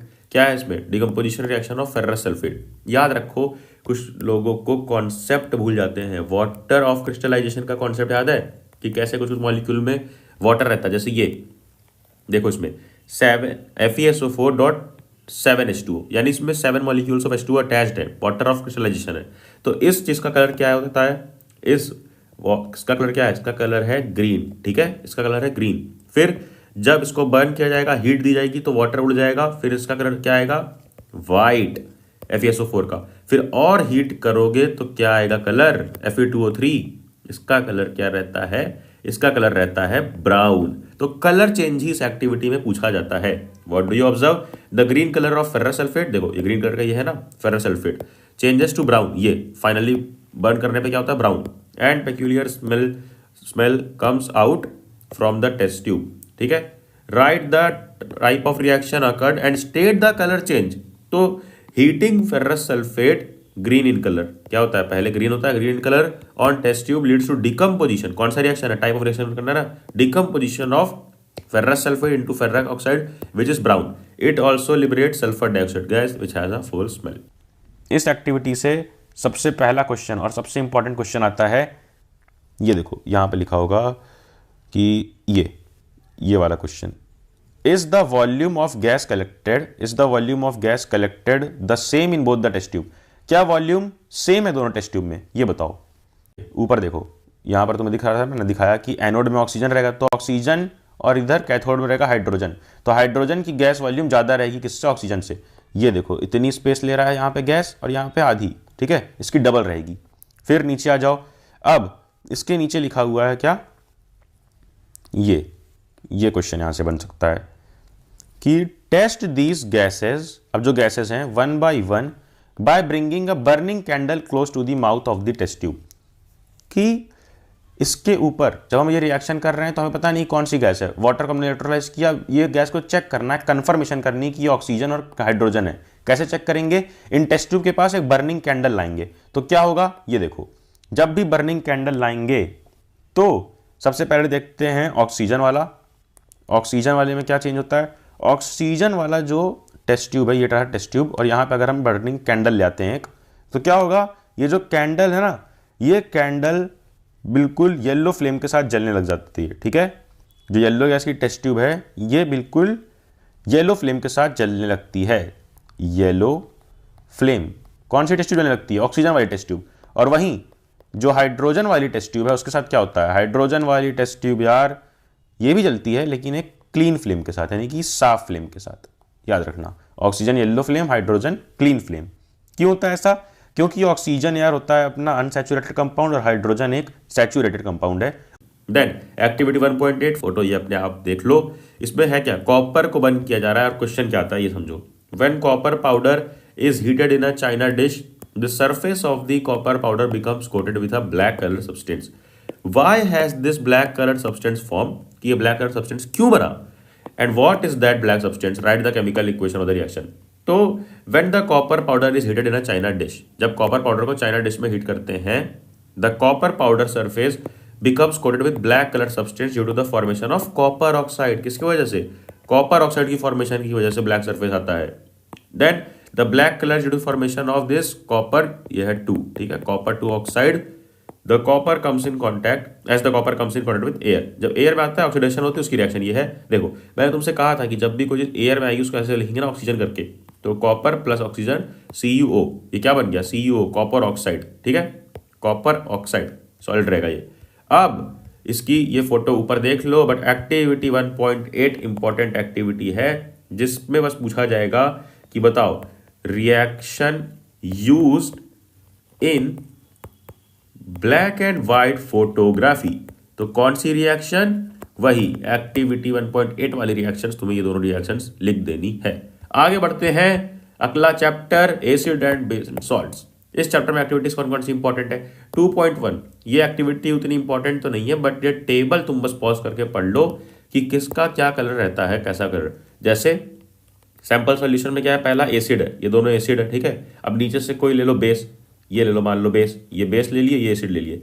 तो acid red litmus में कोई change नहीं करता है, blue litmus में क्या करता है, ब्लू को रेड कर देता है, ठीक है। फिनोल्फथालीन में कलर रहता है और मिथाइल ऑरेंज को पिंकी शेड कर देता है। फिर बेस की बात करें तो रेड को ब्लू कर देगा और ब्लू में कोई चेंज नहीं, ठीक है। फिर रेड टू पिंक कर देगा फिनोल्फथालीन सॉल्यूशन को, और येलो कलर का रहता है किसमें, मिथाइल ऑरेंज में। आओ एक्टिविटी 2.3 देखो, how do acid and base react with metal, metal के साथ क्या रिएक्शन होता है।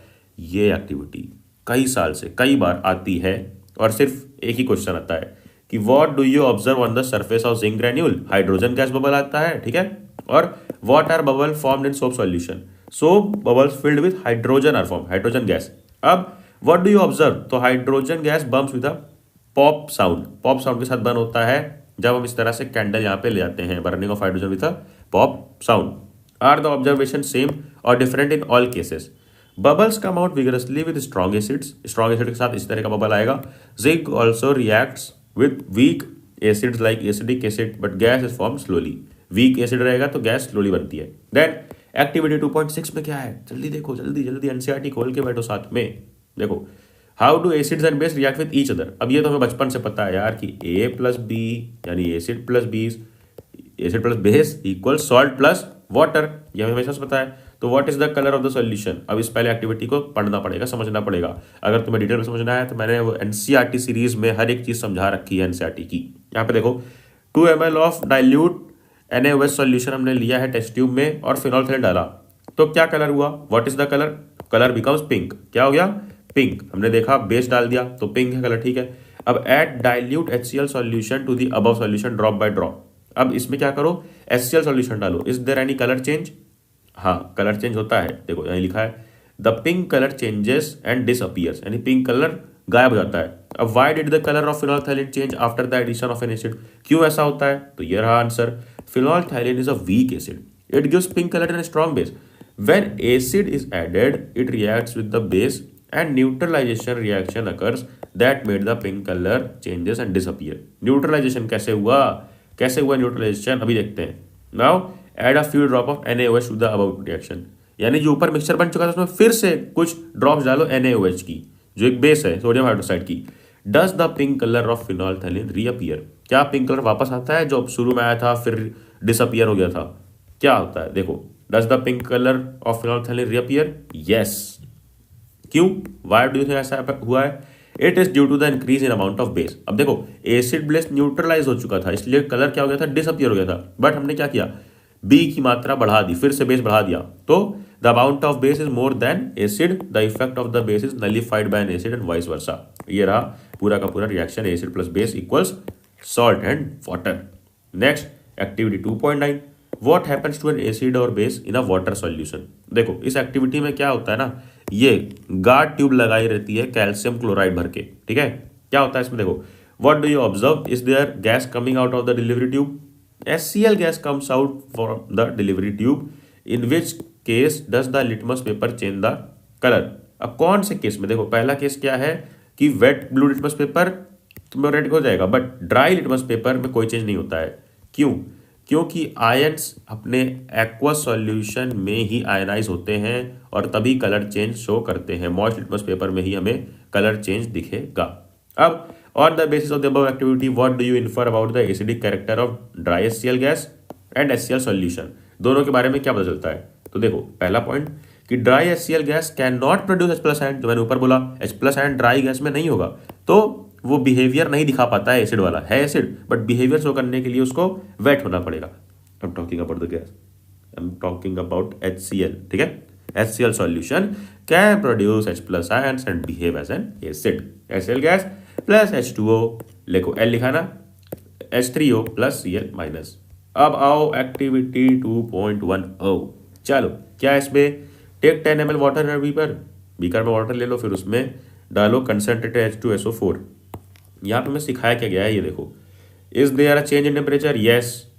इज देयर एन एक्सोथर्मिक और एंडोथर्मिक, एक्सोथर्मिक। अब repeat the above activities sodium hydroxide and observe, तो ये भी एक्सोथर्मिक होगा। क्या होता है कि जब जब जब हम वाटर में इस तरह से एसिड वेसिड डालेंगे, बेस डालेंगे, तो हर बार वो रिएक्शन एक्सोथर्मिक ही रहेगी।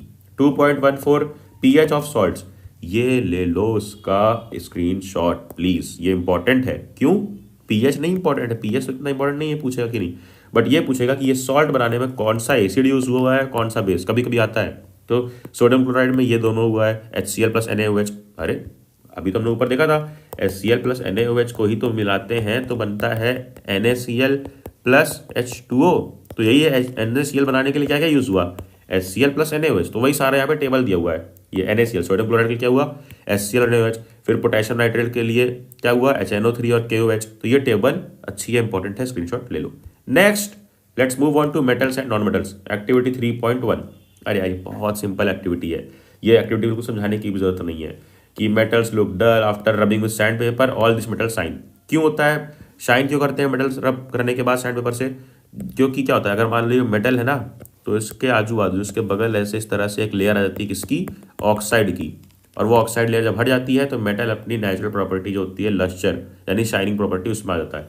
देन आओ एक्टिविटी 3.2 में, इसमें क्या है कुछ कुछ चीज़ें लेनी है और ऑब्जर्व करना है क्या हार्ड है, क्या कट हो जा रहा है, क्या नहीं, यानी फिजिकल प्रॉपर्टीज जो हमने पढ़ा था अपने एनसीईआरटी रिवीजन सीरीज में, वही सब है यहाँ पे। Observation, metals are hard and can not be cut easily, only magnesium is easily cut, aluminium require more effort while iron is very hard to be cut with an knife. Explanation क्या है, atoms of a metal are strongly connected to its neighbour atoms by a strong attraction force, this makes them hard and difficult to be cut. Then activity 3.7, collect the samples and perform the same activity. अब यार ये बहुत easy है यार, इसको तुम read कर लो, अपने आप समझ में आ जाएगा क्या समझाया गया है यहाँ पे। वही सारी चीज़ें कि क्या, जैसे ग्रेफाइट है तो क्या हार्ड है या फिर मेलिएबल है, डक्टाइल है, नहीं है, क्या है, हर एक चीज़, इलेक्ट्रिसिटी कंडक्ट करता है, नहीं करता है, ये सारी चीज़ें यहाँ पर तुम देख सकते हो। ऑब्वियसली ये सारे नॉन मेटल हैं तो ये लोग नहीं करेंगे। ग्रेफाइट थोड़ा सा ये केस दिखाता है हमें, ऊपर देखो देखो। अब यहाँ पर ये टेबल देखने के बाद आओ एक्टिविटी 3.8 पे, क्या है इसमें, take a magnesium ribbon and some sulphur powder, burn the magnesium ribbon, collect the ashes form and dissolve them in water. ठीक है, अब चेक करना है यार, यहाँ पर वही समझाया गया है कि क्या होता है ना, MO मेटालिक ऑक्साइड क्या होती है, याद रखना बेसिक, कैसे, MOB से मेटालिक ऑक्साइड बेसिक, और non metallic oxide acid NOA, non metallic oxide acid, metallic oxide basic, ये समझाया गया है। We get metallic oxide by burning the metallic oxide react with water to give a base. ठीक है, metallic oxide क्या होता है, बेस होता है, it turns red litmus paper blue. देखो एक्सप्लेनेशन, ये हो गया MgO, अब इसको हाइड्रोजन के साथ, सॉरी हाइड्रोजन नहीं, वाटर के साथ रिएक्ट करा दो तो क्या बन जाएगा, MgOH twice, which is alkaline. ठीक है, magnesium hydroxide, and the paper turns blue, which paper, pH paper. आ जाओ नीचे आ जाओ एक्टिविटी 3.9 पे, इसमें क्या किया गया है, मेटल्स वगैरह के बारे में चेक किया गया है। तो not all the metals burn easily, copper and aluminium takes time to burn. ठीक है, फ्लेम कलर इंपॉर्टेंट है, ये इंपॉर्टेंट है इस एक्टिविटी में से, कि सोडियम को बर्न करेंगे तो येलो, मैग्नीशियम को बर्न करेंगे तो व्हाइट, एल्यूमिनियम को बर्न करेंगे तो सिल्वरी व्हाइट फ्लेम, और कॉपर को बर्न करेंगे तो ब्लू फ्लेम। और रिएक्टिविटी के हिसाब से होती है सॉल्युबिलिटी। तो जो हाईली रिएक्टिव मेटल होते हैं सोडियम पोटेशियम, ये वाटर के साथ रिएक्ट करते हैं और सॉल्यूबल हाइड्रोक्साइड बनाते हैं, but most other metals are not so reactive, so they are not soluble in water.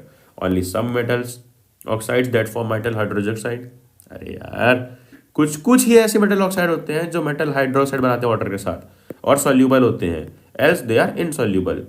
Beryllium and magnesium are exception as they are slightly soluble in water. तो metal oxide में water मिलाएंगे तो क्या बन जाएगा, metal hydroxide. Conclusion, metals on heating burn to produce its oxides, during this process they produce characteristic flames, अलग अलग flame जो हमने ऊपर कलर देख लिया। एक्टिविटी 3.11, इसमें क्या है ये देखो, इसमें वही ऑर्डर ऑफ रिएक्टिविटी है कि क्या रिएक्टिव ज़्यादा क्या नहीं। कैसे चेक करते हैं, मेटल का रिएक्शन कराते हैं एसिड के साथ, और मैंने तुम्हें रिएक्टिविटी सीरीज से ये सब समझा रखा था कि कैसे क्या रिएक्शन होगा। ठीक है, तो ऑर्डर ऑफ रिएक्टिविटी क्या है, बिल्कुल उसी रिएक्टिविटी सीरीज के अकॉर्डिंग है। आओ नीचे आ जाओ, ये एक्टिविटी 3.13, इसमें क्या है, देखो देखो देखो देखो देखो, ध्यान से ध्यान से ध्यान से। अब सॉल्ट्स के बारे में इसमें हम बात कर रहे होंगे, क्या क्या सॉल्ट लिया है, sodium chloride, potassium iodide, barium chloride और कई सारे अदर सॉल्ट उठा लिए और उसमें चेक किया गया है, और उसकी एक्सप्लेनेशन नीचे दी गई है, पोलर सॉल्वेंट और नॉन पोलर सॉल्वेंट के बारे में, जो तुम पॉज करके रीड कर सकते हो। नाउ 3.14 पाते हैं, ये उससे बहुत ज़्यादा इंपॉर्टेंट एक्टिविटी है, जो सबसे इंपॉर्टेंट है उस पर हम ज़्यादा फोकस कर रहे हैं क्योंकि हम एंड के टाइम पे प्रिपेयर कर रहे हैं, ध्यान रखना ये बात। सबसे पहले देखो क्या किया गया है, वाटर में डाल दिया गया है रस्टी नेल्स को, और एक में ऐसा किया गया है और दूसरे टेस्ट ट्यूब बी में लेयर ऑफ ऑयल बीच में डाली गई है ऑयल, ताकि एयर और वाटर सेपरेट रहे ऑयल की वजह से, और तीसरे में ड्राई एयर है, बस कुछ नहीं। ठीक है, ड्राई एयर कैसे, क्योंकि डाला गया है drying agent anhydrous calcium chloride, नीचे ये देखो बॉल्स डाली गई हैं। ठीक है, तो होता क्या है कि nails in test tube A got rusted in few days, nails in test tube B and C did not get rust. B और सी में रेस्ट नहीं हुआ, क्यों, यहाँ पे लेयर ऑफ ऑयल डाली गई थी प्रिवेंट करने के लिए, एयर और वाटर का मिक्सचर, और यहाँ ड्राई एयर थी, एयर ही हटा दी गई थी तरीके से ड्राई एजेंट लगा करके, यानी मॉइस्चर हट गया था एयर के अंदर का। तो it shows water and air both are necessary. अरे यार क्लियरली देखो ना, यहाँ पे एयर भी है और वाटर भी है, यहाँ पे क्या क्या एयर हटा दिया गया है और यहाँ पे ड्राई एयर है, यानी एयर है लेकिन मॉइस्चर नहीं इसके अंदर, कैसे, ड्राइंग एजेंट लगा करके सारा मॉइस्चर हटा दिया गया है। तो दोनों चाहिए होता है अगर तुम्हें रस्ट करवाना है, इसलिए टेस्ट ट्यूब ए में हुआ रस्ट जहां पे दोनों अवेलेबल था। और ये है उसका फॉर्मूला, रस्ट का फॉर्मूला अगर पूछता है तो पूरा इस तरह से तुम्हें लिखना होगा आंसर। ये now now now let's go to chapter carbon and its compounds. यहाँ पे क्या है, वही होमोलोगस सीरीज की डिफरेंस इन फॉर्मूला नोटिस कर लो, CH2 का आएगा, difference in molecular mass 14 atomic mass unit का आएगा, 14U का, तो उसको क्या बोलते हैं, homologous series. Yes they are in homologous series, yes they contain OH group and yes this is a homologous series. ठीक है, अब generate homologous series for compounds containing up to 4 carbon for other functional group. अलग अलग functional group के लिए नीचे लिख दिया है, chloro group, aldehyde group, ketone group, carboxylic acid के लिए अलग अलग चीजें। ठीक है, आओ नीचे आओ, एक्टिविटी 4.3 पे आ जाओ। क्या है इसमें, क्या है, आओ ध्यान से देखते हैं। This activity needs teacher's assistance but while we are studying we don't need to do the activity. Easy है यार, यहाँ पे हमें करना सब कुछ। कि we observe that camphor and alcohol burn with a blue luminous flame and there is no sooty deposit on the metal plate, so this indicates that camphor and alcohol are saturated compound. दिखाया गया है कि saturated compound blue luminous flame के साथ जलते हैं, unsaturated yellow flame के साथ जलते हैं। बस इतनी सी बात। एक्टिविटी 4.5 क्या है इसमें, does the colour of potassium permanganate persist when it is added initially. क्या किया है पहले ये तो समझो। 3 ml इथेनॉल लो, टेस्ट ट्यूब में डालो, वार्म करो, फिर उसके अंदर 5% एल्कलाइन पोटेशियम परमैंगनेट डालो, फिर उसके बाद does the colour of potassium permanganate persist when added initially. जब डालते हैं तो क्या उसका कलर रह जाता है, तो the purple colour of potassium permanganate disappears. क्यों because all alcohol gets consumed and the reaction stops. ये देखो, why does the colour of potassium permanganate not disappear when excess added. देखो सबसे पहले तो तुम थोड़ा सा डालो, थोड़ा सा डालोगे तो क्या होगा, ये पर्पल कलर हट जाएगा, डिसअपीयर। बट जब ढेर सारा डाल दोगे तो नहीं हटेगा। क्यों नहीं हटेगा, क्योंकि सारा अल्कोहल कंज्यूम ऑलरेडी हो चुका है, न्यूट्रलाइजेशन हो चुका है और अब रिएक्शन रुक गई है, जो हमने ऊपर एसिड बेस वाले में भी देखा था। एक्टिविटी 4.6 पे आओ, यहाँ पे आओ। ये यार बहुत ही ईजी है, बहुत ही ईजी रिएक्शन है कि on addition of piece of sodium to absolute alcohol, 100% alcohol, absolute alcohol मतलब 100% alcohol, a brief effervescence due to the evolution of hydrogen gas takes place, as hydrogen gas is a combustible gas, therefore when a burning splinter is brought near it, it burns with a pop sound। ये रहा reaction. आ जाओ नीचे, ये activity 4.9, ये बहुत ही easy activity है। इसको खुद से पॉज करके रीड कर सकते हो कि कैसा रिएक्शन होता है कार्बोक्सिलिक एसिड का कार्बोनेट एंड हाइड्रोजन कार्बोनेट्स के साथ। ठीक है, नीचे एक्टिविटी 4.11। अब यहाँ पे क्या होता है, take 10 ml of distilled water, rain water sorry and 10 ml of hard water. ठीक है, हार्ड वाटर ले लो और डिस्टिल्ड वाटर ले लो।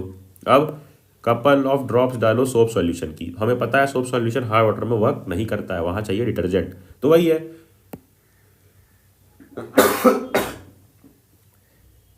है in which test tube do you get more foam. The test tube containing distilled water produces foam readily. देख लो distilled water में होगा रिएक्शन सोप के साथ, बट हार्ड वाटर में ऐसा पॉसिबल नहीं है, वहां चाहिए detergent. In which test tube do you observe white curdy precipitate. Precipitate कहाँ बनता है, तो test tube that contains hard water produces a curdy white precipitate due to formation of insoluble calcium और मैग्नीशियम सॉल्ट। 4.12 पे आ जाओ। Take 2 test tube with about 10 ml of hard water in each. अब add 5 drop of soap और detergent. अरे यार वही दिखाया गया कि सोप काम नहीं करेगा हार्ड वाटर में, बट डिटर्जेंट काम करता है।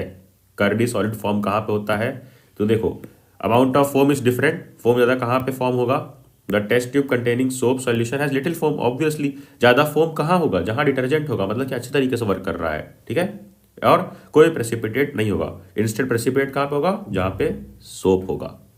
चलो आगे बढ़ते हैं।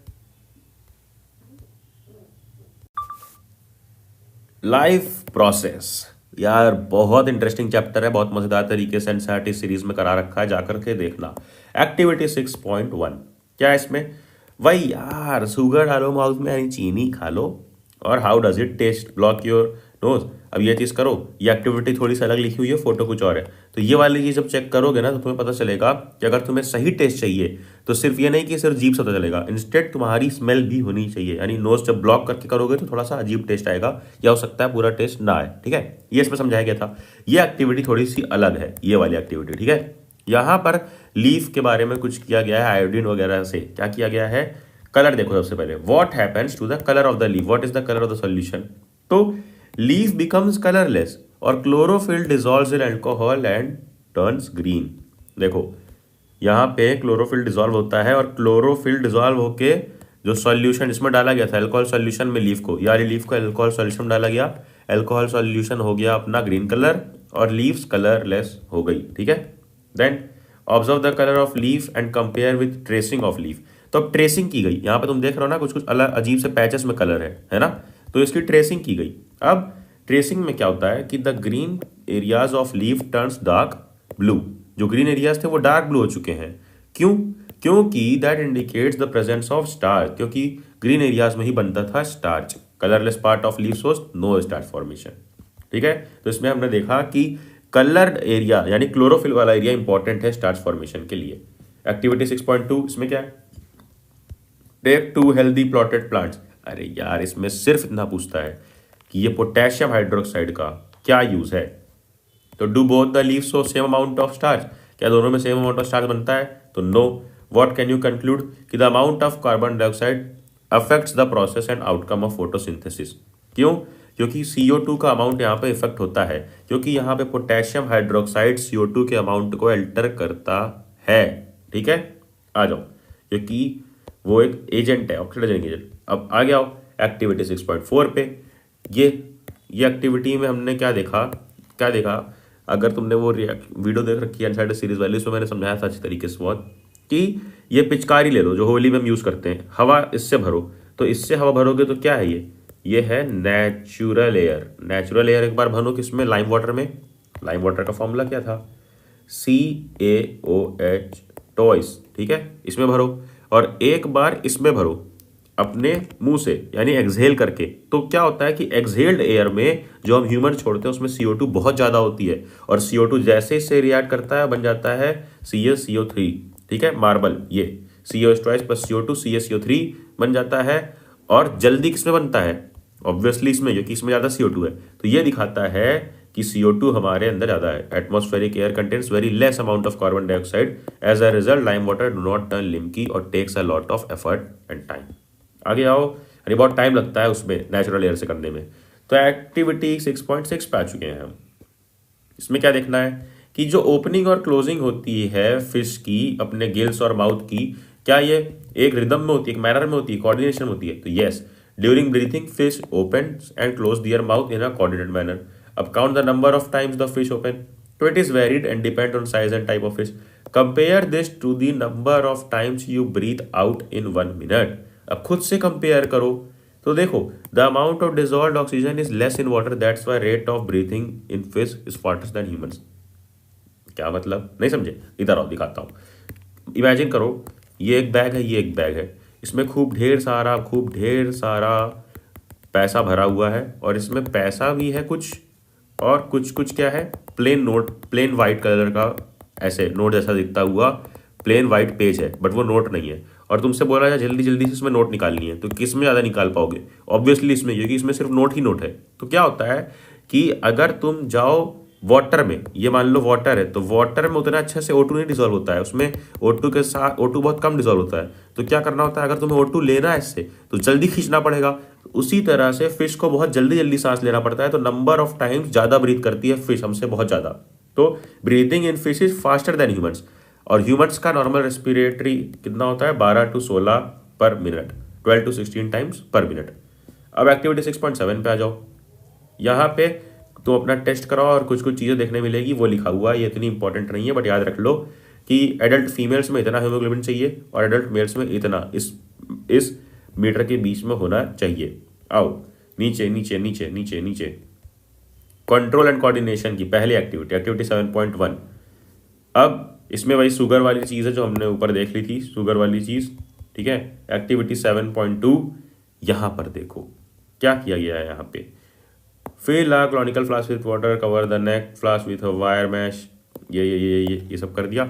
अब उसके बाद ऑब्जर्वेशन हमने देखा कि upper part of the plant shoot bend towards the light while it root move away from the light. इसकी पिक्चर कुछ इस तरह से होगी, देखो अपने स्क्रीन पे, ये उधर घूम गया है, ये उधर घूम गया है। इसमें क्या दिखाया गया है कि shoot expose to light to form auxin. अब ऑक्सिन क्या करता है, ऑक्सिन उधर चला जाता है अनएक्सपोज पार्ट पे और ग्रोथ इधर जाती है। इधर आओ समझो, जैसे मान लो ये है और इधर चला गया, ये इधर तरफ सन था, इधर चला गया है। अब क्यों ऐसा हुआ है, क्योंकि ऑक्सिन क्या होता है, ऑक्सिन हार्मोन इस तरफ आता है जिधर धूप नहीं आ रही, इधर तरफ ढेर सारा ऑक्सीजन प्रोड्यूस होगा तो इसकी लेंथ बढ़ेगी तो ऑब्वियसली ये इधर कर्व होके इस साइड बेंड हो जाएगा। ठीक है, आगे आओ, चैप्टर 8 रिप्रोडक्शन 8.1 एक्टिविटी 8.1। इसमें क्या था, अरे यार ईस्ट फर्मेंटेशन था, फर्मेंटेशन के बारे में था, बहुत इजी था। हमने देखा था ना एनसीईआरटी सीरीज में कि microscopic observation of yeast culture shows the presence of active yeast cell characterized by their movement and possibly budding। Question क्या आता है, what changes were observed in the yeast culture under the microscope after allowing it to incubate for 1 to 2 hours। देखते हैं हम कि budding हो जाती है और इंडिकेटिव ऑफ ऑनगोइंग फर्मेंटेशन, ये दिखाता है कि फर्मेंटेशन और रिप्रोडक्शन का प्रोसेस चल रहा है। फिर 8.2 फंगस के ऊपर एक्टिविटी है। अब इससे क्वेश्चन क्या आता है, what conditions favour mould growth on wet bread and how does mould affect the bread over time. तो आंसर है moisture, darkness and cooler temperatures promote mould growth. ठीक है, आगे आओ, ये है अमीबा के ऊपर क्वेश्चन। यार बहुत सिंपल सा क्वेश्चन है, बाइनरी फिजन यहाँ पे दिखाया गया है। How do the characteristics of a single amoeba compare to those undergoing binary fission. तो सिंगल अमीबा क्या होता है, इरेगुलर शेप पे होता है। अब बाइनरी फिजन क्या होता है, देखो सिंपल अमीबा और बाइनरी फिजन में दोनों में क्या है, irregular shape, single cell organism with pseudopodia, observable nucleus and cytoplasm structure. और बाइनरी फिजन क्या है, अमीबा का ही अंडरगोइंग सेल डिवीजन होता है, ये होता है बाइनरी फिजन, यानी दो में बट जाना। ठीक है, अब याद रखना ये किसी भी तरीके से होता है, अमीबा में किसी भी प्लेन से होगा, रैंडमली होगा, बट लिशमेनिया में क्या होता है, एक पर्टिकुलर प्लेन से ही ये डिवीजन देखने हमें मिलता है। फिर फ्रेगमेंटेशन की एक्टिविटी है, इसमें स्पाइरोगिरा पार्टिसिपेट करता है, सबको पता है। What is the significance of spiral arrangement of chloroplast, क्यों स्पाइरल अरेंजमेंट होता है क्लोरोप्लास्ट का स्पाइरोगिरा में, तो it maximizes light absorption for photosynthesis in a single celled filamentous structure. इससे क्या होता है, लाइट का एब्जॉर्प्शन बढ़ता है। फिर पोटैटो शूट ग्रोथ एक्सपेरिमेंट, ये बहुत नॉर्मल सा एक्सपेरिमेंट था, इसमें हमें देखने को मिलता है what tissues can be identified. तो chloroplast rich chlorine and non green rhizoids can be identified in spirogyra. ये तो इधर इसका क्वेश्चन हो गया ऊपर वाले का। ठीक है, नीचे आओ, जो इंपॉर्टेंट है उस पर आते हैं। 8.6 मनी प्लांट एक्सपेरिमेंट, पॉज करके पढ़ लो, उतना इंपॉर्टेंट नहीं है। इंपॉर्टेंट है 8.7 ग्राम सीड एक्सपेरिमेंट, कि हमने सोक कर दिया, इस तरह से सीड निकलता है ना, अरे चना वना भिगो के अगर खाते हो, शक्ति वक्ति लेते हो, तो ये है अपना प्रोडक्ट। तो इसमें देखा क्या जाता है कि ये ऊपर वाला पार्ट जो होता है ये प्लूमुल होता है, फ्यूचर रूट, नीचे वाला रेडिकल होता है फ्यूचर रूट, यानी आगे जाके ये शूट बनेगा यानी स्टेम वगैरह, और आगे जाके ये रूट बनेगा, धरती के नीचे वाला पार्ट रूट। और ये क्या है, कॉटिलेडन है, यानी फूड स्टोर करता है। ठीक है, ये पार्ट। अब ऑब्जर्वेशन क्या है, आइडेंटिफिकेशन करना है, what is role of cotyledon, जो हमने कर लिया ऊपर ना कि क्या क्या कॉटिलेडन है, क्या फ्यूचर रूट है, क्या फ्यूचर शूट है। अब अगर पूछता है what is role of cotyledon seed, role क्या है, तो cotyledons store nutrients and provide energy for seedling during germination. नीचे आओ, chapter 9 light reflection and refraction. क्या है, मिरर इमेज एक्सपेरिमेंट। सबसे पहले तो क्या है, कर्व्ड सरफेस में, रिवर्स सरफेस में, यानी स्पून वाला एक्सपेरिमेंट है ये, साइनिंग स्पून लेकर के। तो देखने मिलता है कर्व्ड सरफेस पे स्मॉलर इमेज बनती है इन्वर्टेड, और रिवर्स सरफेस पे लार्जर बनती है अपराइट यानी कि सीधी इमेज बनती है। ठीक है, उल्टी नहीं बनती, इन्वर्टेड नहीं। आगे आओ, concave mirror, focus light and bright spots. क्या है कॉनकेव मिरर में, a bright sharp spot of light appears as a sheet of paper when it is at a specific distance from the concave mirror. Easy है यार, pause करके पढ़ लो, हम जो important activities पे ज़्यादा फोकस करेंगे। ठीक है, ये इससे क्वेश्चन आ सकता है, ये देख लो, रीड कर लो। आओ नीचे आओ, वही अभी कॉनकेव वाला है, नीचे आओ। ये भी इजी है, इजी। ये सब खुद से पॉज करके रीड कर सकते हो। ठीक है, मिरर रिफ्लेक्शन, यहाँ पे आ जाते हैं। एक्टिविटी 9.6 क्या करना है? Observe the image of a distant object, दूर रखी हुई ऑब्जेक्ट को ऑब्जर्व करो, से या distant tree in a plane mirror. तो प्लेन मिरर क्या ऑब्जर्व करते हैं हम कि फुल लेंथ इमेज बनती है, डिफरेंट साइज प्लेन मिरर में इंटायर ऑब्जेक्ट विजिबल होता है। अरे यार, इंटायर ऑब्जेक्ट विजिबल होता है मतलब कि तुम अगर बड़ा सा प्लेन मिरर ले लोगे ना तो जो भी सामने वो दिखता है, क्लियर सी बात दिखता है। कॉनकेव मिरर में क्या होता है? फुल लेंथ इमेज, और कॉन्वेक्स मिरर में स्मॉल इमेज बनती है, अपराइट एंड डिमिनिश्ड, यानी छोटी सी इमेज बनती है।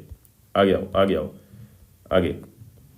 ये सब एक्टिविटीज पे क्वेश्चन कभी नहीं आता है, बस मैंने यहाँ पे एक्सप्लेन करके लिख दिया है। पॉज करके एक बार रीड करना चाहो तो अपनी तसल्ली के लिए रीड कर सकते हो कि भैया ने बोला था कि हमें सारी एक्टिविटीज दिखाएंगे, तो ये रही सारी एक्टिविटीज की एक्सप्लेनेशन। ठीक है, यहाँ पे देख सकते हो पॉज करके। आ जाओ एक्टिविटी नेक्स्ट चैप्टर की, ह्यूमन आई की देखते हैं। प्रिज्म वाला इंपॉर्टेंट है। प्रिज्म में क्या है देखो, यहाँ पे सबसे पहले तो इन सबका एंगल पूछ सकता है, तो एंगल याद रखना। और ये जो डी है ना, डी, ये कौन सा एंगल है मुझे बताओ? एंगल ऑफ डेविएशन, एक ये इंपॉर्टेंट है। और ये जो ए है ऊपर ट्रायंगल पे जो एंगल बन रहा है, ये ए होता है एंगल ऑफ प्रिज्म। ठीक है, आ जाओ नीचे, आ जाओ नीचे। प्रिज्म रिफ्रैक्शन एक्सपेरिमेंट,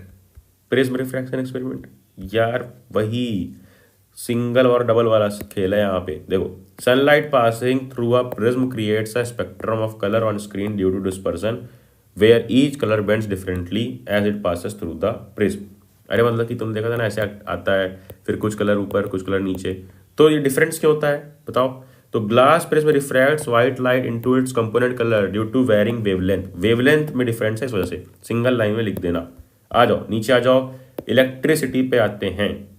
एक्टिविटी 11.2, ठीक है, कंपोनेंट्स देखने इसमें। तो कंपोनेंट्स क्या क्या लगे थे ये हमने देख लिए, ये सारे जो उतने इंपॉर्टेंट नहीं है, जो इंपॉर्टेंट है उधर फोकस करते हैं। आ जाओ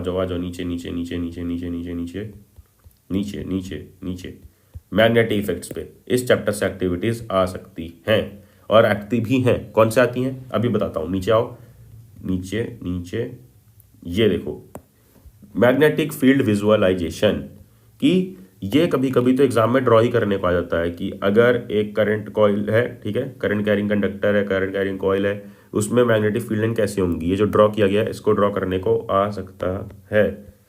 क्या है? सबसे पहले देखो, आयरन फिलिंग को स्प्रिंकल करो, प्लग द की लगाओ, फिर क्या होगा कि जो आयरन फिलिंग है एक पैटर्न में, सर्टेन पैटर्न में, इस तरीके के पैटर्न में जैसा इसमें हुआ है ना, इस पैटर्न में अरेंज कर लेंगे अपने आप को मैग्नेटिक फील्ड की वजह से, क्योंकि आयरन फिलिंग पे मैग्नेट का तो असर होगा ही। The pattern of iron filing represents the magnetic field line produced by current flowing through the circular coil. फिर 12.7 magnetic field interaction, current induced displacement in aluminium rod. ये भी एक्टिविटी इंपॉर्टेंट है। देखो, जो चैप्टर इंपॉर्टेंट है उसको हम ध्यान से देखते हैं। यहाँ पे क्या होता है कि ये इस तरफ ये जो रॉड है ये इस तरफ घूमता है, इस तरफ जाता है। क्यों? फोर्स क्यों लगता है इधर? तो एक्सप्लेनेशन देख लो। The displacement results from the interaction between current carrying conductor, current carrying rod and magnetic field of the magnet. Direction of displacement depends on current direction and magnetic pole orientation. अरे यार, ये बिल्कुल अपने law के हिसाब से तुम निकाल सकते हो उसकी डायरेक्शन। ठीक है, चलो आगे आओ नीचे। ये थी अपनी आखिरी एक्टिविटी, क्योंकि अपने वो वाले चैप्टर से एक्टिविटीज नहीं आएंगी। कौन से चैप्टर से? अरे लास्ट, आर एनवायरनमेंट से एक्टिविटीज आने का कोई चांस नहीं है। तो खत्म की हमने सारी इंपॉर्टेंट एक्टिविटीज। एक और इंपॉर्टेंट एक्टिविटी ये तुम्हारी स्क्रीन पे दिख रही है, ये भी रीड कर लेना। और इस वीडियो से अगर तुम्हें वैल्यू मिली, प्लीज वीडियो लाइक करना, सब्सक्राइब कर देना, नोटिफिकेशन कर देना कि अगली कोई वीडियो मिस ना हो। पढ़ ले अक्षय ऐप इंस्टॉल कर ले, फ्री में sample papers, quiz, notes, worksheet सब कुछ मिल जाएगा। तो करना क्या है, ऐप इंस्टॉल कर, लिंक डिस्क्रिप्शन में है, एंड देन जा पढ़ ले।